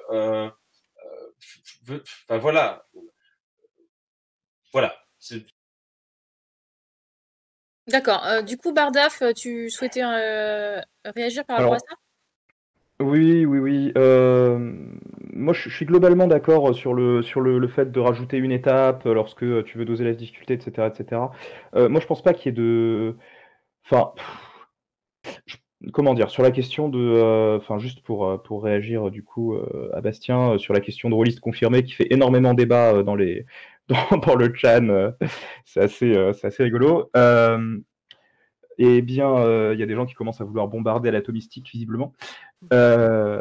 Eh bien, en fait, je pense qu'il y a des rôlistes confirmés, des rôlistes pas confirmés dans certains paradigmes de jeu. C'est-à-dire que chaque partie, mais bon, enfin ça devrait, on va commencer à rentrer dedans parce que ça ferait l'objet d'une autre conférence, mais en gros, je pense qu'il y a chaque JDR est un contrat social, c'est-à-dire que le MJ et les joueurs, enfin, le MJ étant un joueur quelque part, mais le MJ et les joueurs font un contrat social qui est, en gros, on va jouer à tel jeu, dans tel univers, avec telle ambiance, et en gros, avec telle règle, et l'idée, c'est qu'on se concentre surtout sur ceci. Ceci, ça peut être la résolution d'enquête, l'interprétation du jeu, la création d'une histoire, etc., etc. Il y a, à mon sens, des rôlistes confirmés au sein d'une même entente, d'un même contrat social sur le JDR. au sein, par exemple, moi perso, j'ai plusieurs manières, entre guillemets, de jouer, mais au sein d'une même manière que j'ai de jouer, je sais qu'il y a certains joueurs qui vont être plus à l'aise, qui vont pouvoir proposer des idées plus pertinentes, avoir des interprétations plus pertinentes et avoir une compréhension du jeu qui soit plus pertinente que d'autres. Et à mon sens, je pense que nier le fait que en fait, il y a des joueurs qui sont plus adaptés à certains types de JDR que d'autres. Bon, c'est peut-être un petit peu simplifier la chose. Mais c'est vrai qu'il n'y a pas de niveau absolu de confirmation, entre guillemets, de JDR de niveau de rôliste, en fait. Maintenant, dans un même contexte, et je pense que c'est ça que voulait dire Jérémy, dans un même contexte, donc dans le contexte des parties de Jérémy, on joue comme Jérémy, il a l'habitude de jouer en se concentrant sur les aspects sur lesquels a l'habitude de se concentrer Jérémy. Là, on peut définir quand même des joueurs confirmés et d'autres qui ne le sont pas. Je pense. Du coup, Jérémy, est-ce que tu peux nous en dire un peu plus sur ton univers et les techniques de création que tu as utilisées pour que les gens voient un peu pourquoi tu choisis ce type de choix scénaristique sur ces mécaniques? Alors, Donc là, on va passer à ta présentation, parce que je vois qu'il est 15, c'est pour ça. alors dans ces cas, j'ai un super. Je me suis permis vraiment de faire un diaporama justement, où je vais vous présenter justement les différents grands types d'univers, grosso modo. Voilà, avec vraiment certaines spécificités ou autres qu'on aurait à chaque fois. Alors, ce sont des choses qui sont militairement propres, c'est des choix que j'ai fait moi. Je vais pas prétendre d'être le meilleur et de vous dire ouais, c'est comme ça, c'est comme ça, c'est comme ça. C'est en gros, c'est littéralement moi soit carrément des espèces de mots que j'ai calés, des espèces de concepts que j'ai calés à côté vraiment d'un type de univers ou autre. Voilà, je vais un petit peu faire mon partage d'écran, je suis vous en 30 secondes. Là. Hop là. Ouais, on voit tout. Oui, on voit. Ouais, donc je vais me présenter, voilà. Je suis le créateur du monde de la variété, qui est une maison d'édition transmédia. Désolé, je me suis amusé à... Donc, voilà. Donc, en gros, l'espèce de sommaire qu'on va faire, c'est déjà, je vais vous poser la question un petit peu à vous, selon vous, qu'est-ce que c'est un univers? Voilà. Ensuite, je vais avoir une présentation de différents types d'univers, voilà. Je vais mettre type entre guillemets, bien sûr. Il va suffire comme quoi c'est vraiment pas une liste prédéfinie. C'est vraiment des grands cadres que j'ai mis. Tout en sachant voilà, que vous pouvez toujours avoir des hybridations, voilà, dans le sens où vous pouvez avoir une uchronie qui soit fantaisiste ou une dystopie qui soit fantasy, voilà. Voilà. Ensuite, je vais rapidement vous parler de la méthode que j'ai utilisée moi rapidement, de comment j'ai créé mon univers. Ensuite, je vais vraiment parler rapidement de très peu transmédia, parce qu'on en a parlé à la conférence d'hier. Voilà. Et ensuite, je vais vous passer à tous un petit questionnaire. Que si vous êtes vraiment un petit peu en rade de création d'univers, en remplissant tout ça, vous allez pouvoir un petit peu, au besoin, pouvoir avoir certaines pistes ou au moins créer un semblant de base d'univers. Pour après ça, vraiment avoir vraiment quelques bases pour pouvoir essayer de faire un petit peu quelque chose derrière. Comme je dis à chaque fois, je suis pas professionnel. Je vous donne juste ce que je pense moi, mon expérience et autres. Elle vaut ce qu'elle vaut. Et elle est totalement discutable et autres, et je suis ravi d'en discuter au besoin. Juste une petite question, combien de temps dure ce diaporama? Enfin, ton intervention sur cette partie-là? Normalement, pas très long, je vais essayer de passer en une demi-heure, si ça vous va. Je voulais juste qu'on laisse le temps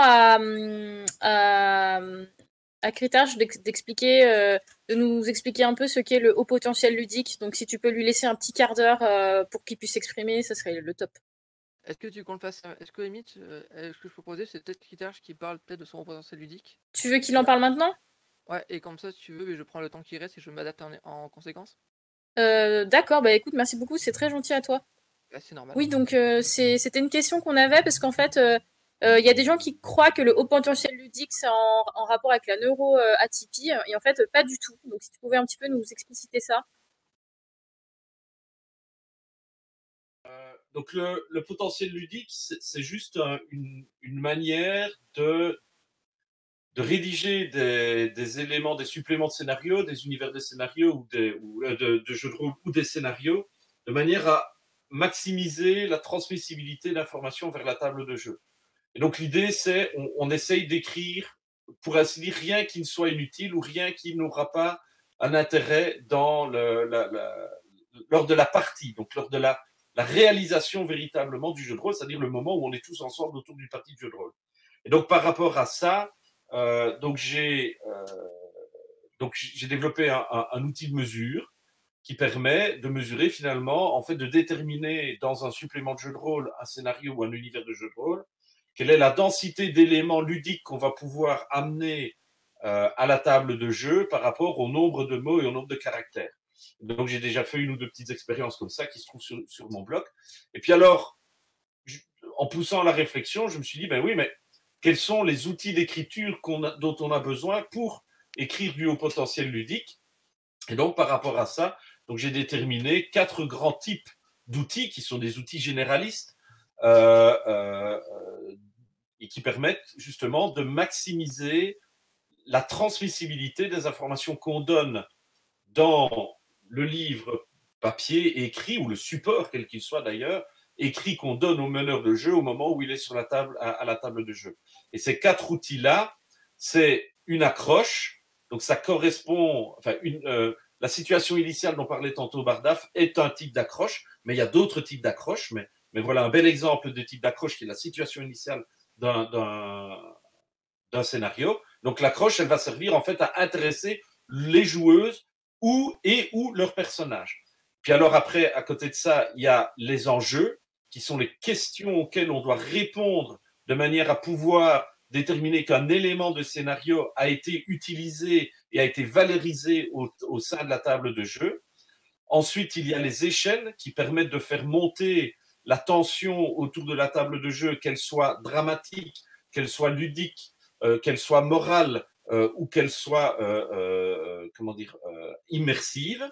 Et puis enfin, il y a les clés qui permettent de déterminer quel est le comportement naturel d'un élément lors de la partie de jeu de rôle. Et donc, quand on utilise ces 4 outils-là, qu'on peut appliquer de manière aussi valide à un objet, un lieu, un PNJ, un élément d'intrigue ou même carrément simplement de l'ambiance, eh bien, quand on utilise ces 4 outils-là, on a toujours, en fait, en tant que maître de jeu, non seulement les clés et les moyens de s'assurer de la transmissibilité de ces éléments-là à la table de jeu, mais en plus de s'assurer de leur impact à la table de jeu et donc de leur utilisation et de leur valorisation par les joueuses, parce que c'est à ça, à mon sens, sert l'élément qu'on va rédiger, c'est qu'ils soient à un moment donné, ils soient pris par les joueuses et que les joueuses jouent avec à la table de jeu.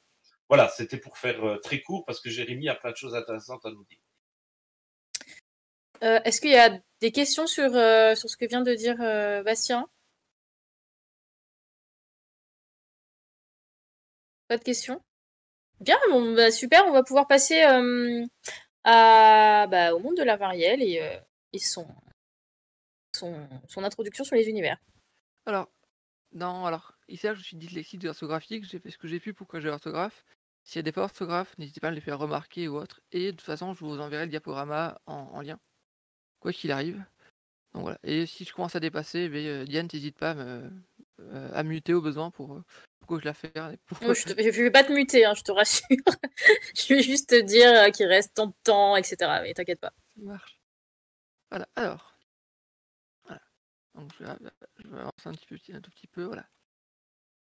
Donc en gros, on va commencer. La question que j'aimerais savoir, justement, je vais peut-être regarder un petit peu dans le chat. La question que j'aimerais justement vous poser, c'est pour vous, c'est quoi un univers? Tout simplement. Pour vous, si je vous parle d'univers dans un terme de jeu de rôle, qu'est-ce que ça peut être? À quoi ça vous fait raisonner ou autre? Donc je sais pas si je peux avoir des réponses, soit vocales, soit des réponses vocales. Hop là. Ouais, pourquoi pas, oui. Il y a d'autres réponses? Pour moi, un univers, c'est une proposition ludique, c'est quelque chose qui peut ne pas encore exister en JDR, qui peut être tout à fait intéressant. D'autres Oui, je ne sais pas si quelqu'un veut prendre la parole. Pour moi, un univers, c'est un ensemble de codes qui soient sociaux, économiques, physiques, puisque ça peut être sur des règles physiques, voilà, qui régissent un ensemble dans lequel on va plonger les joueurs. D'autres idées ou autres? Je te sens pas encore une autre.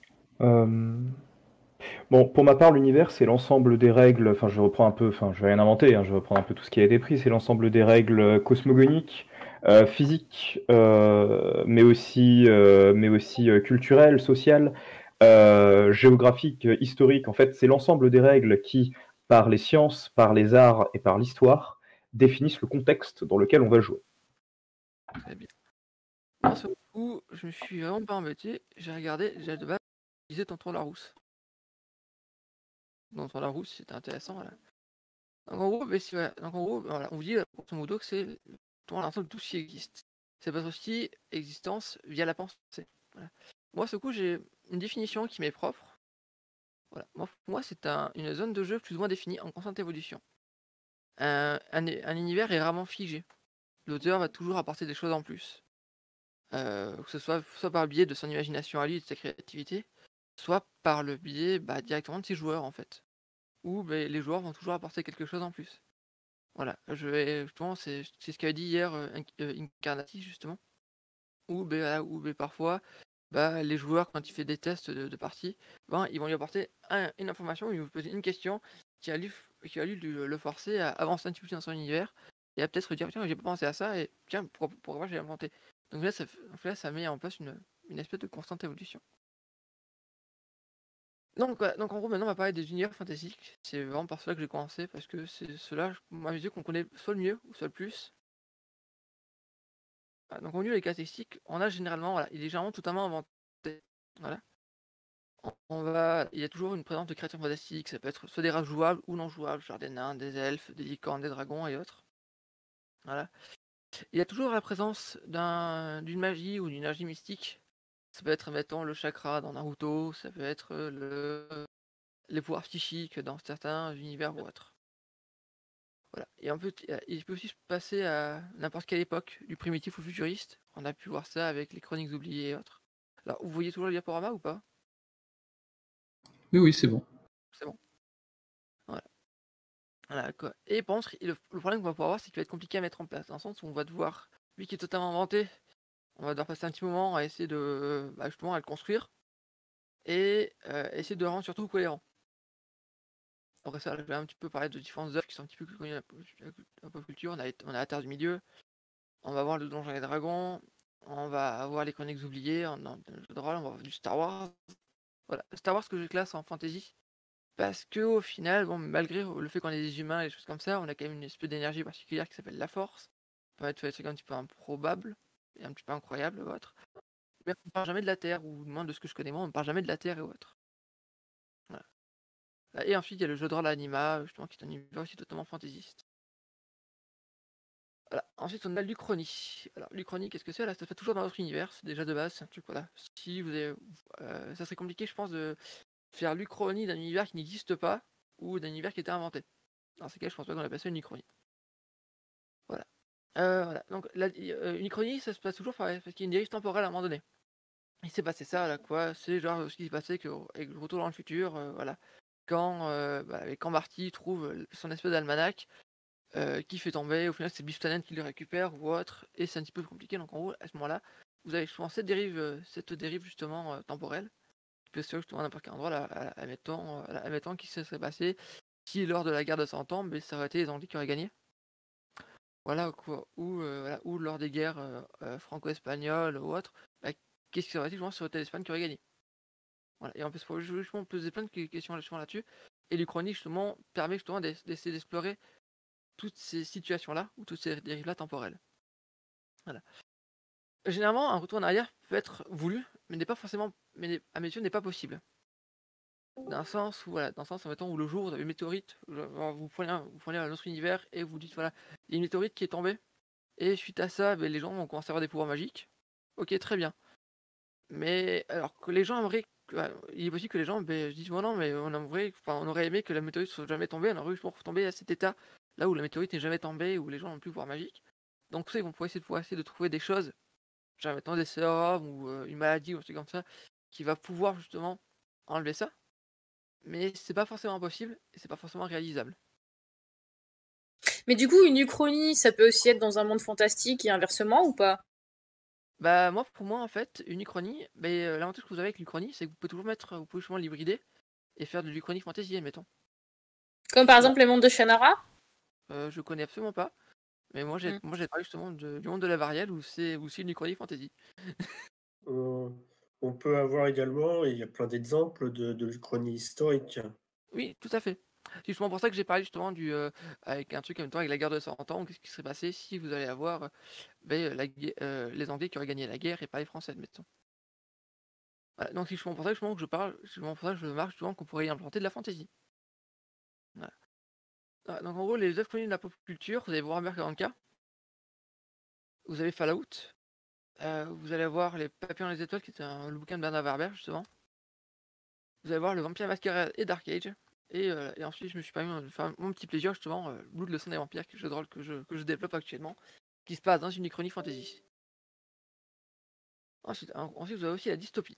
Alors, la dystopie, ça se peut toujours, généralement, c'est dans notre univers. Ça apparaît suite à une catastrophe. Voilà. Donc, admettons, ça peut être n'importe quoi, admettons, pandémie de zombies. Voilà, peut-être voilà. Est-ce qu'on pourrait considérer que notre monde est en pleine dystopie actuellement avec le Covid? C'est une question qu'on pourrait se poser. Voilà. Ça peut être, admettons, un krach boursier ou n'importe quoi. Les habitants vont toujours lutter contre quelque chose. Voilà, un envahisseur, la violence, une épidémie. Il y a généralement un manque de ressources. Ça peut être, admettons, des ressources financières, du carburant, de la nourriture, voilà. Est-ce qu'on peut dire que le steampunk et le cyberpunk sont des univers dystopiques? Je pense. Alors, le steampunk, pas forcément. Mais le cyberpunk, oui, je pense. Après ça, c'est moi ce que je pense, moi, de ce que je connais du cyberpunk. Chose que je connais pas si bien que ça. Mais oui, dans l'idée, je pense, oui. Moi, de ce que j'en connais, je dirais pas non là-dessus. Voilà.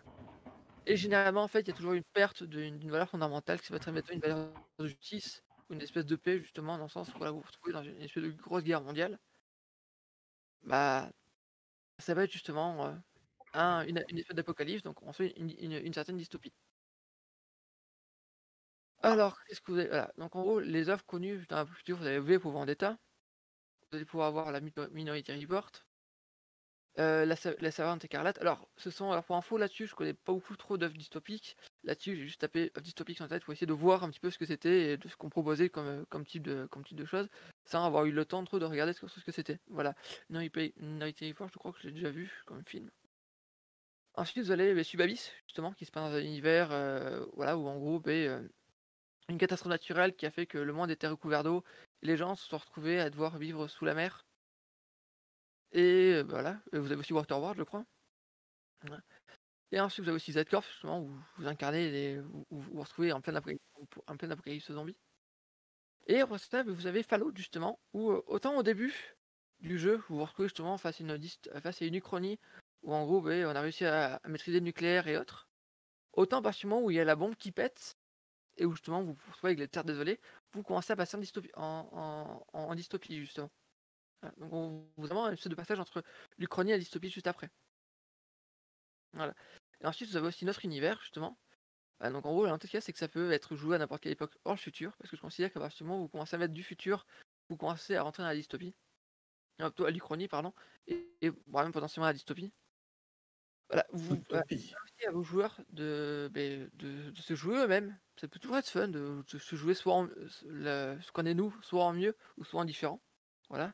Là mettons, j'ai toujours rêvé d'être. Je joue une bêtise, j'ai toujours rêvé d'être un agent du NCIS. J'adore la série. Bah, si on me propose un jeu de rôle dans notre univers où je peux jouer des agents du NCIS, je pense que je vais pouvoir vraiment m'éclater. Puis je vais pouvoir jouer Jérémy, agent du NCIS, toujours à votre service. Voilà. Ça va aussi maintenant de faire passer des messages. Voilà, alors je m'y connais pas trop au niveau de certains trucs, genre l'inclusivité, des choses comme ça, ou ces choses pour moi. Voilà, mais mettons, AMJ pourrait décider dans notre univers, via justement en proposant aux joueurs de jouer leur personnage ou des personnages de minorité ou autres, d'essayer justement de leur faire passer un message qui est justement qui lui tient à cœur, admettons. Voilà, ou des valeurs particulières. Voilà, et justement là-dessus, pour le fait, parce que faire passer un message, on reparle aussi de la. Je vais rapidement aussi faire un espèce de parallèle avec avec la conférence que j'ai eue avec Diane hier, justement, au niveau des trucs d'apprentissage, justement, en permettant justement de meilleurs d'apprentissage ou autre, via justement un scénario sur notre univers, où le maître de jeu veut faire passer une information, voilà, admettons, je veux faire passer l'information à mes joueurs qui ont eu telle guerre et qu'est-ce qui se passe dans cette guerre-là. Je vais peut-être les faire jouer des personnages justement lors de cette guerre en question. Voilà. Il permet aussi, à mes yeux, c'est peut-être un des univers les plus simples à mettre en place, parce qu'il permet aussi de faire des parties en quelques minutes. Parce que dans l'idée d'univers, vous l'avez sous la main en fait. Voilà. Ensuite, si vous voulez faire une partie enquête, vous allez vite fait voir. Voilà, vous allez acheter le quotidien le quotidien local. Vous allez regarder au niveau au niveau de la rubrique des chiens écrasés ou d'affaires un petit peu criminelles ou autres. Et voilà, vous allez lire rapidement l'article et rien ne vous empêche justement de faire réagir vos joueurs justement dessus et de voir justement est-ce que l'enquête aurait été le PJ aurait été résolu de la même façon que dans le journal ou pas, admettons. Et voilà. Et bon, ouais, donc les outils, il permet aussi vraiment de faire aux joueurs et aux joueuses des événements historiques. Et voilà. Et comme je l'ai dit aussi là, hier, moi ça m'a permis justement de valider une épreuve lors d'un examen, justement lors d'un oral d'histoire. Les œuvres communes à la pop culture, on va avoir NCIS, on va avoir Scorpion. Alors, si vous avez besoin de plus d'infos sur ces deux séries, je peux vous donner contextualiser au besoin. Vous allez avoir Yggdrasil, justement, vous allez jouer un viking, justement à l'époque des vikings, justement. Vous allez jouer Jeanne of Arc, justement, vous allez revivre la guerre de 100 ans. Voilà. Et maintenant, je vous... d'autres, Impérator, Antica, etc. etc. Oui, clairement, j'en ai juste mis, c'est une espèce de liste que j'ai fait rapidement. Et oui, il y en a vraiment plein d'autres. Je vous conseille là-dessus d'aller sur le site du Relais Galactique pour pouvoir justement pouvoir vous nourrir de ça, il n'y a pas de souci. Alors maintenant, je vais vous parler rapidement de ma méthode pour créer un univers, ou comment j'ai créé le monde de la Varielle. Alors, c'est ma méthode à moi, elle vaut ce qu'elle vaut. Je me suis pas amusé à prendre des cours de création d'univers, je me suis même pas renseigné de comment les autres faisaient. J'ai décidé de faire comme je voulais, moi, de comment j'ai envie de le faire. Ce que j'ai fait là, c'est que je me suis déjà gentiment fixé des conditions à remplir. Voilà, dans le sens où, voilà, si ça n'est pas rempli, je considère que je peux pas aller plus loin. Voilà. En ce qui concerne le monde de la Varielle, c'est de faire une uchronie fantaisiste. Dans un univers justement à une époque modern fantasy justement avec le délire du voilà, ça va se passer avant notre époque, ok, mais maintenant il faut que je fasse tout pour que mon univers puisse se raccrocher à nous, ce qu'on connaît dans notre monde, parce qu'au final que l'existence de magie ou l'existence de créatures magiques soit logique. Voilà. J'ai aussi commencé par quelque chose. En ce qui me concerne, j'ai commencé par créer mes races de vampires, admettons. Blood étant Blood le sang des vampires, qui est le jeu de rôle que je suis en train de créer. Ce jouant étant centré justement sur la race sur l'espèce des vampires et sur 4 races de vampires, j'ai commencé déjà à créer j'ai déjà commencé à les créer elles. Et ensuite j'ai commencé à voir un petit peu ce que je pouvais faire autour. Voilà. Je me suis aussi pris vraiment le temps ensuite de me poser des questions. Dans le sens où voilà, quelle interaction je vais avoir entre mes races de vampires et mes joueurs. Ou voilà, en gros, quel impact a le monde magique dans le monde humain, comment il est perçu, est-ce qu'il est perçu, est-ce qu'il est connu ou autre. Et en gros, la question c'est du pourquoi du comment. Voilà. Ensuite, on va commencer à avancer en tâche d'huile. En gros, vous allez commencer par quelque chose de petit à la base, et petit à petit, vous allez gentiment vous étendre. Voilà, vous avez créé votre race de vampire, ok, très bien, mais maintenant, quelle interaction ça va avoir avec les autres? Mettons, telle race et telle race sympa. Ou, telle race, c'est une façon de fonctionner qui est comme ça, avoir un système politique qui lui est propre comme ça, et petit à petit, vous allez gentiment vous éloigner à la base de votre race, hein. Vous allez gentiment vous éloigner, vous allez commencer vraiment à peindre un petit peu votre univers en même temps. Voilà. Et surtout, ce qui est le plus important, vous allez essayer de garder une certaine cohérence. Non, si vous commencez à parler d'une milieu fantastique, et que derrière, en passant juste du coq à l'âne, vous commencez à me parler de pistolet laser, soit vous le justifiez très très très bien, ou soit à un moment donné, il y a moyen de vous poser quand même des questions. Oui, mais attends, voilà. Alors, c'est peut-être une super idée en soi, mais d'ailleurs, il va falloir le justifier. C'est souvent ça là. Et c'est pour ça que je dis qu'il faut absolument justifier au maximum. Et non, je parle pas de la mise en page. Vraiment essayer de tout justifier au maximum. Quitte à laisser des zones un petit peu d'ombre que vous allez développer sur soit d'autres médias, soit autres. Hein. Voilà. Et maintenant, on va parler rapidement et le travail justement dans tout ça. Et en quoi justement on peut mettre en place un univers et se dire à la fin, tiens, mon univers il est suffisamment intéressant pour que j'ai envie de le développer sur plusieurs supports différents, voire même sur plusieurs médias. C'est ce qui se passe avec le monde de la variable actuellement. Moi, pour moi, un univers qui puisse être rentré en tant que média, c'est ma vision à moi des choses. Elle vaut ce qu'elle vaut et elle est totalement discutable. Donc, pour moi, il faut que l'univers soit le plus détaillé possible. Alors, je vais reprendre justement la phrase que j'aime beaucoup, justement, le truc de science en mode, voilà, tu peux me dire que tous les corbeaux sont noirs tant que tu m'en as pas prouvé un qui était blanc, tant que tu m'en as pas montré un qui était blanc. Bah, si un jour quelqu'un me montre un univers absolument pas détaillé qui est capable de mettre en transmédia, à la réflexion, je pense que c'est moyen pour faire ça avec Z-Corps, qui est un univers qui est pas forcément très détaillé à mes yeux. Bah, là-dessus, vous pouvez me le montrer, je serais même plaisir de voir ce que c'est et de comment ça fonctionne, mais voilà. Et au niveau de votre univers, en fait, il faut que vos histoires dans le transmédia puissent compléter votre univers. Sinon, vous rentrez dans l'adaptation, voilà. Si au final, vous ne faites que reprendre des histoires que vous avez déjà pris sur des scénarios comme ça, et que vous en faites des romans ou autres, bah, sur le coup, à mes yeux, vous passez sur sur l'adaptation, mais pas forcément sur du transmédia. Donc là-dessus, ce que je vais faire, c'est que je vais vous proposer un petit questionnaire, justement, que je vais vous mettre littéralement en libre service, et là-dessus, faites-vous plaisir là-dessus. Je vais l'envoyer dans le chat.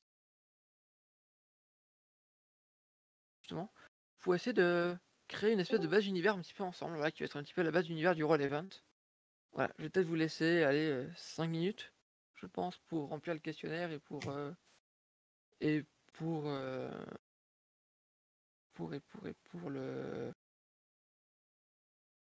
ce qu'on peut faire. Hop là. Donc je sais pas si en attendant vous voulez peut-être débattre sur déjà ce que j'ai marqué ou non. Oui, du coup, est-ce que je pense qu'on a des questions, je vais regarder. Je sais qu'il y en a qui ont demandé par exemple le steampunk, on classe dans quelle catégorie?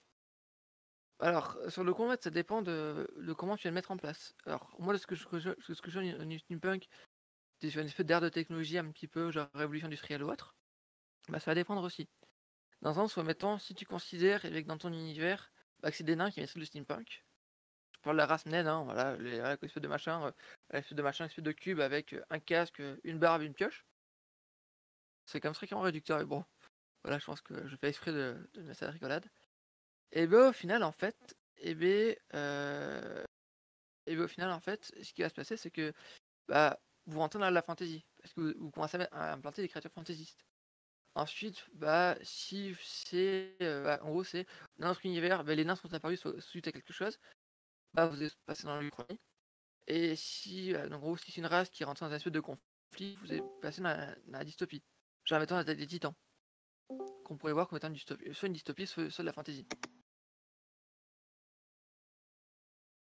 Et du coup, par exemple, il y a un grand débat sur Star Wars. Il y en a qui disent c'est un cas particulier, comme le dit Bardaf. Il y en a qui vont dire que c'est du space opéra, il y en a qui vont dire que c'est de la science-fiction, il y en a qui vont dire c'est du fantastique. Toi, tu as pris parti de dire que c'était plutôt du fantastique. Du coup, c'est quoi ta position par rapport à ceux qui disent que c'est plutôt de la science-fiction ou du space opéra? Alors, là-dessus, justement, voilà, j'ai vraiment fait des espèces de grandes catégories. Et en grattant un petit peu plus de temps, oui, on va pouvoir trouver le space opéra ou autre.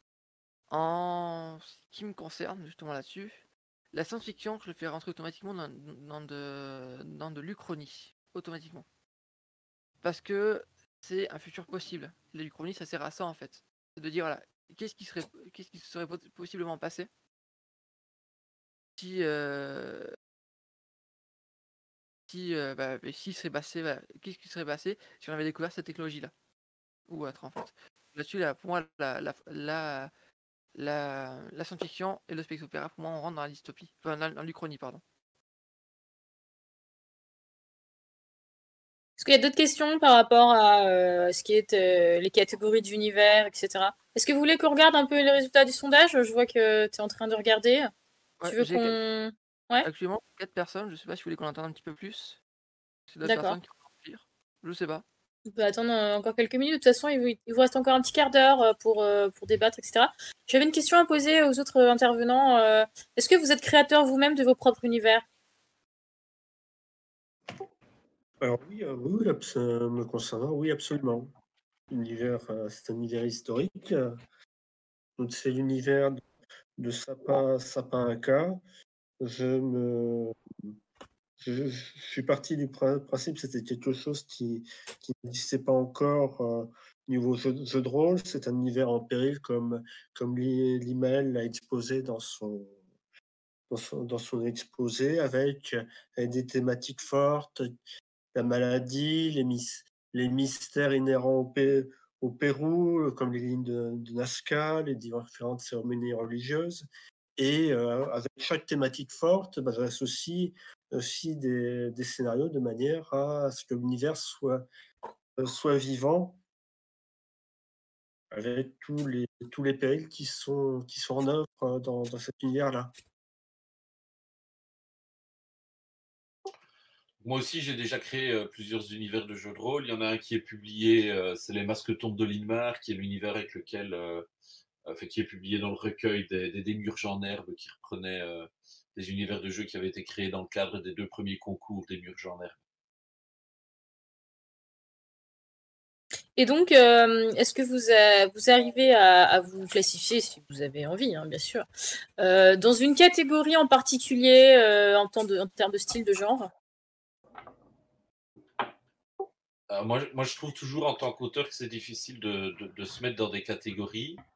Pour les Masques tombent de Linmar, il avait été catégorisé à l'époque dans du néolithique fantasy steampunk. D'accord. Et est-ce que vous souhaitez qu'on regarde les résultats du formulaire un peu plus?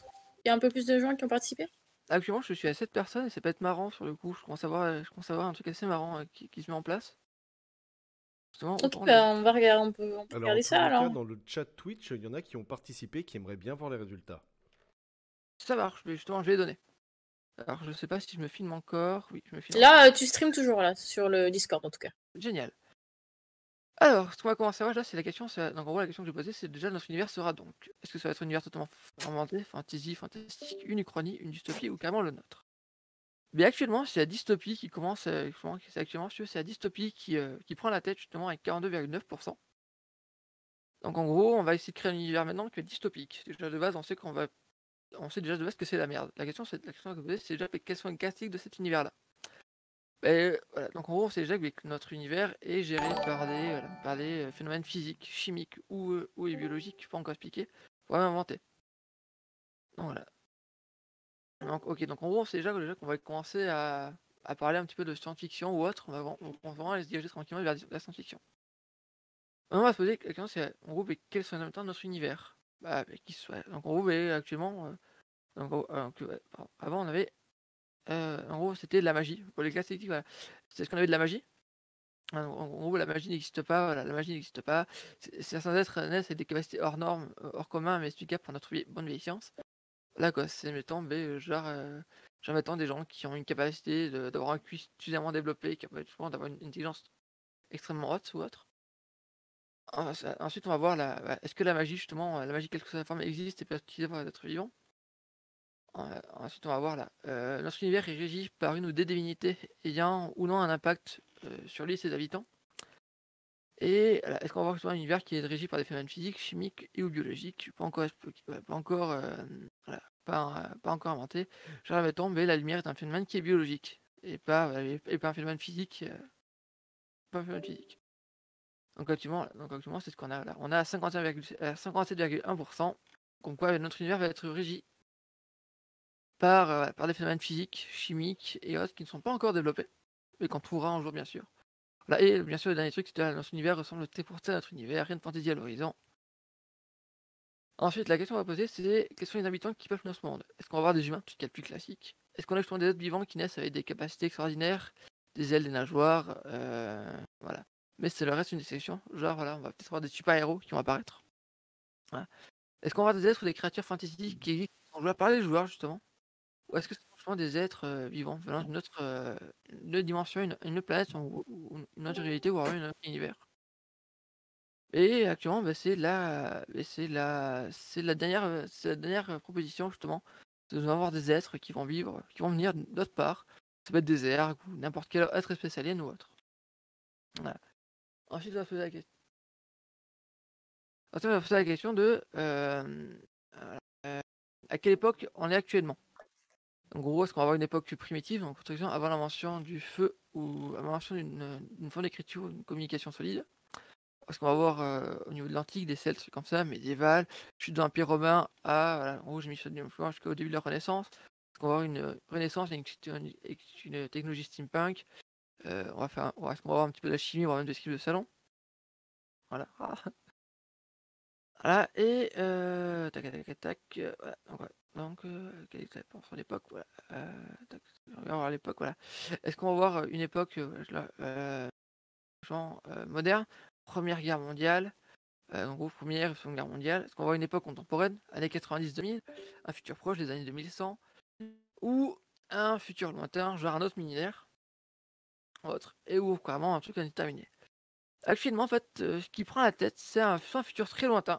Voilà, quoi, genre Star Wars, ouais, dans un futur lointain, très lointain, une galaxie très lointaine ou autre, ou même du Warhammer 40K. Ou actuellement, on propose carrément du contemporain, justement, où là, justement, est-ce qu'on va peut-être avoir voilà, bah, une autre histoire, justement, avec justement une histoire qu'on pourrait nous vivre, justement, dans cette dystopie. Donc, voilà. Et la question, c'est quels sont les enjeux majeurs qui nous arrivent sur la tronche, justement, pour essayer de régler le problème. Voilà. Moi, ce que j'ai noté, c'est soit avoir les faveurs d'une divinité, des supérieurs, entité cosmique ou autre. Une gestion d'une invasion extraplanaire, extraterrestre, extradimensionnelle. La gestion d'un conflit à grande échelle. Voilà, guerre mondiale, galactique, extraplanaire. La gestion d'une catastrophe. Est-ce qu'on va avoir une pandémie, une apocalypse de créatures, un choc boursier ou c'est comme ça? Une opération d'envergure, une conquête spatiale, grande avancée technologique, médicale. La sauvegarde d'une ressource, d'une espèce ou d'une population. Ou une tentative d'ensorcellement, ou ne plus subir une malédiction ou autre. Actuellement, c'est une catastrophe pandémique ou autre qui prend le relais, qui est le truc le plus demandé avec 37,5%. Avec tout cela, on va pouvoir, je pense, commencer à pouvoir créer un semblant d'univers, du moins pour le Roll Event. Donc si quelqu'un veut s'amuser à se prêter à l'exercice, ça peut être assez fun, je pense.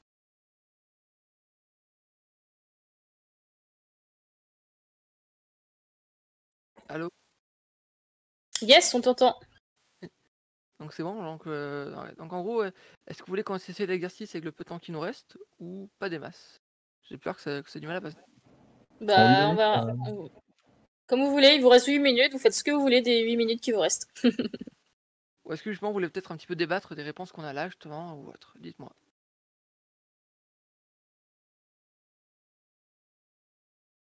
Si tu veux, on peut peut-être finir de débattre sur les résultats ou sur ce que vous voulez, hein, bien sûr.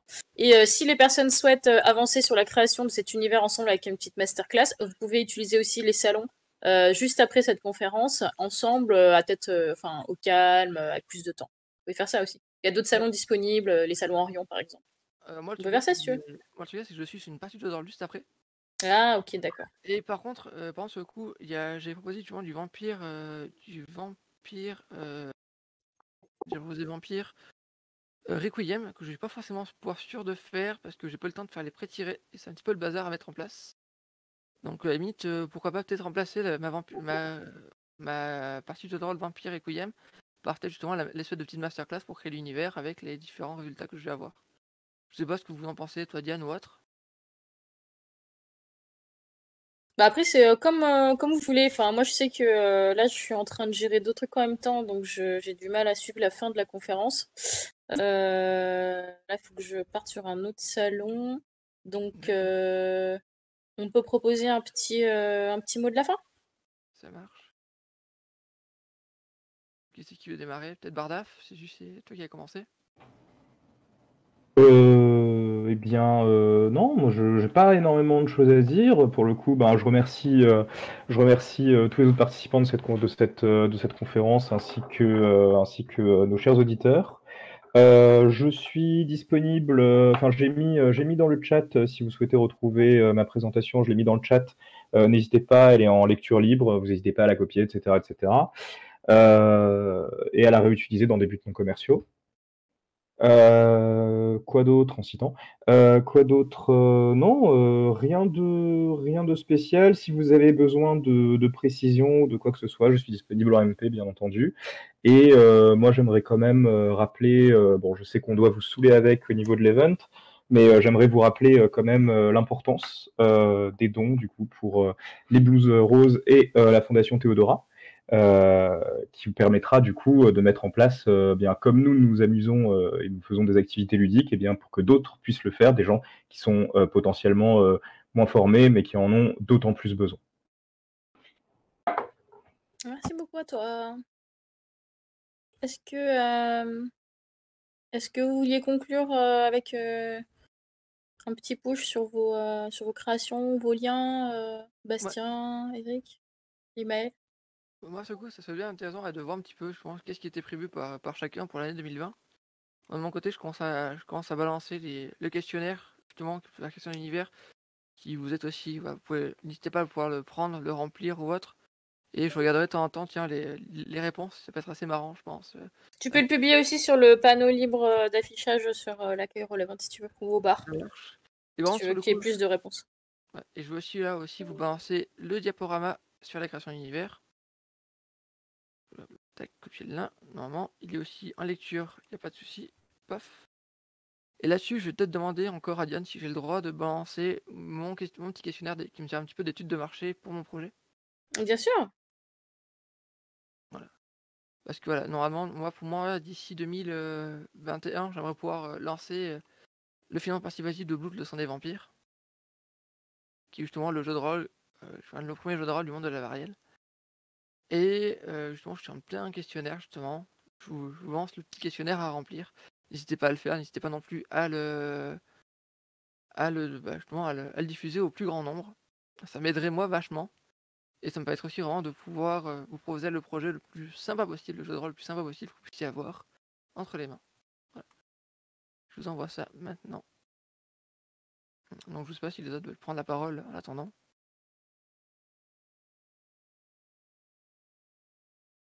Bah écoutez, est-ce que quelqu'un souhaite rajouter quelque chose?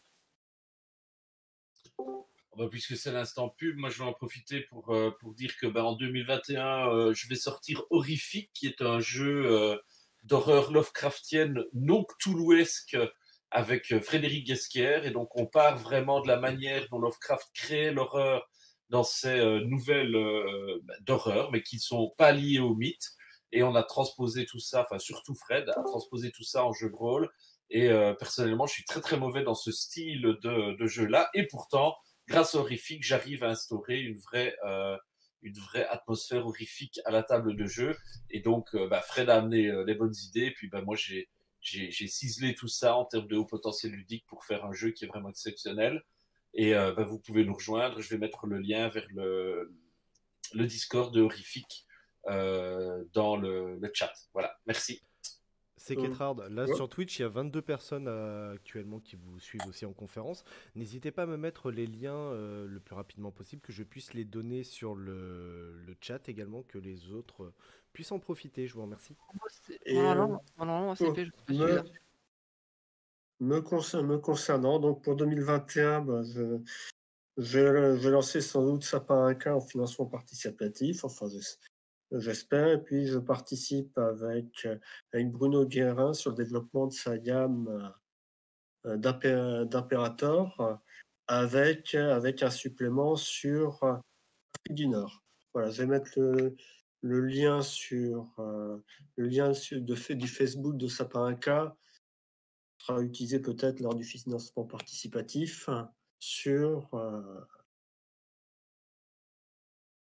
Je l'avais trouvé, je l'avais déjà mis aussi Audition. sur le site, enfin sur le Twitch. J'ai mis en début de conférence aussi. Ok, ça marche. D'ailleurs, si vous avez raté cette conférence, vous pourrez retrouver l'intégralité sur la VOD de la chaîne. Et une fois que tous les JDR seront finis cette nuit à 1h du matin, pour les insomniaques, je relance la diffusion de toute la journée jusqu'à la prochaine conférence du lendemain 10h. D'accord. Est-ce que tu as reçu les différents liens que je t'ai envoyés ou pas? Que j'ai envoyé dans Oui, la conférence. j'ai tout mis. D'accord, je sais pas, j'avais pas fait une bêtise, c'est pour ça. Allez, par contre, à la limite, moi, je peux peut-être voir s'il reste des salles demain, après ma partie à 13h, peut-être vous faire justement une masterclass sur la création d'univers, justement, parce que je me dis qu'on va peut-être avoir plus de personnes qui ont rempli le questionnaire sur la création d'univers.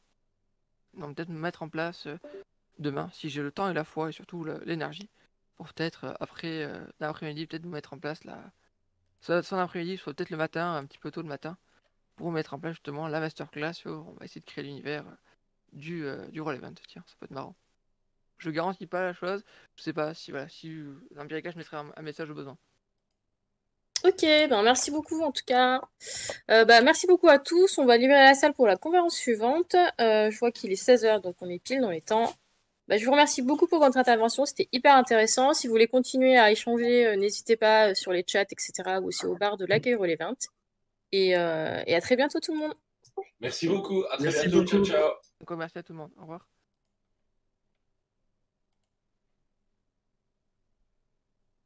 De rôle.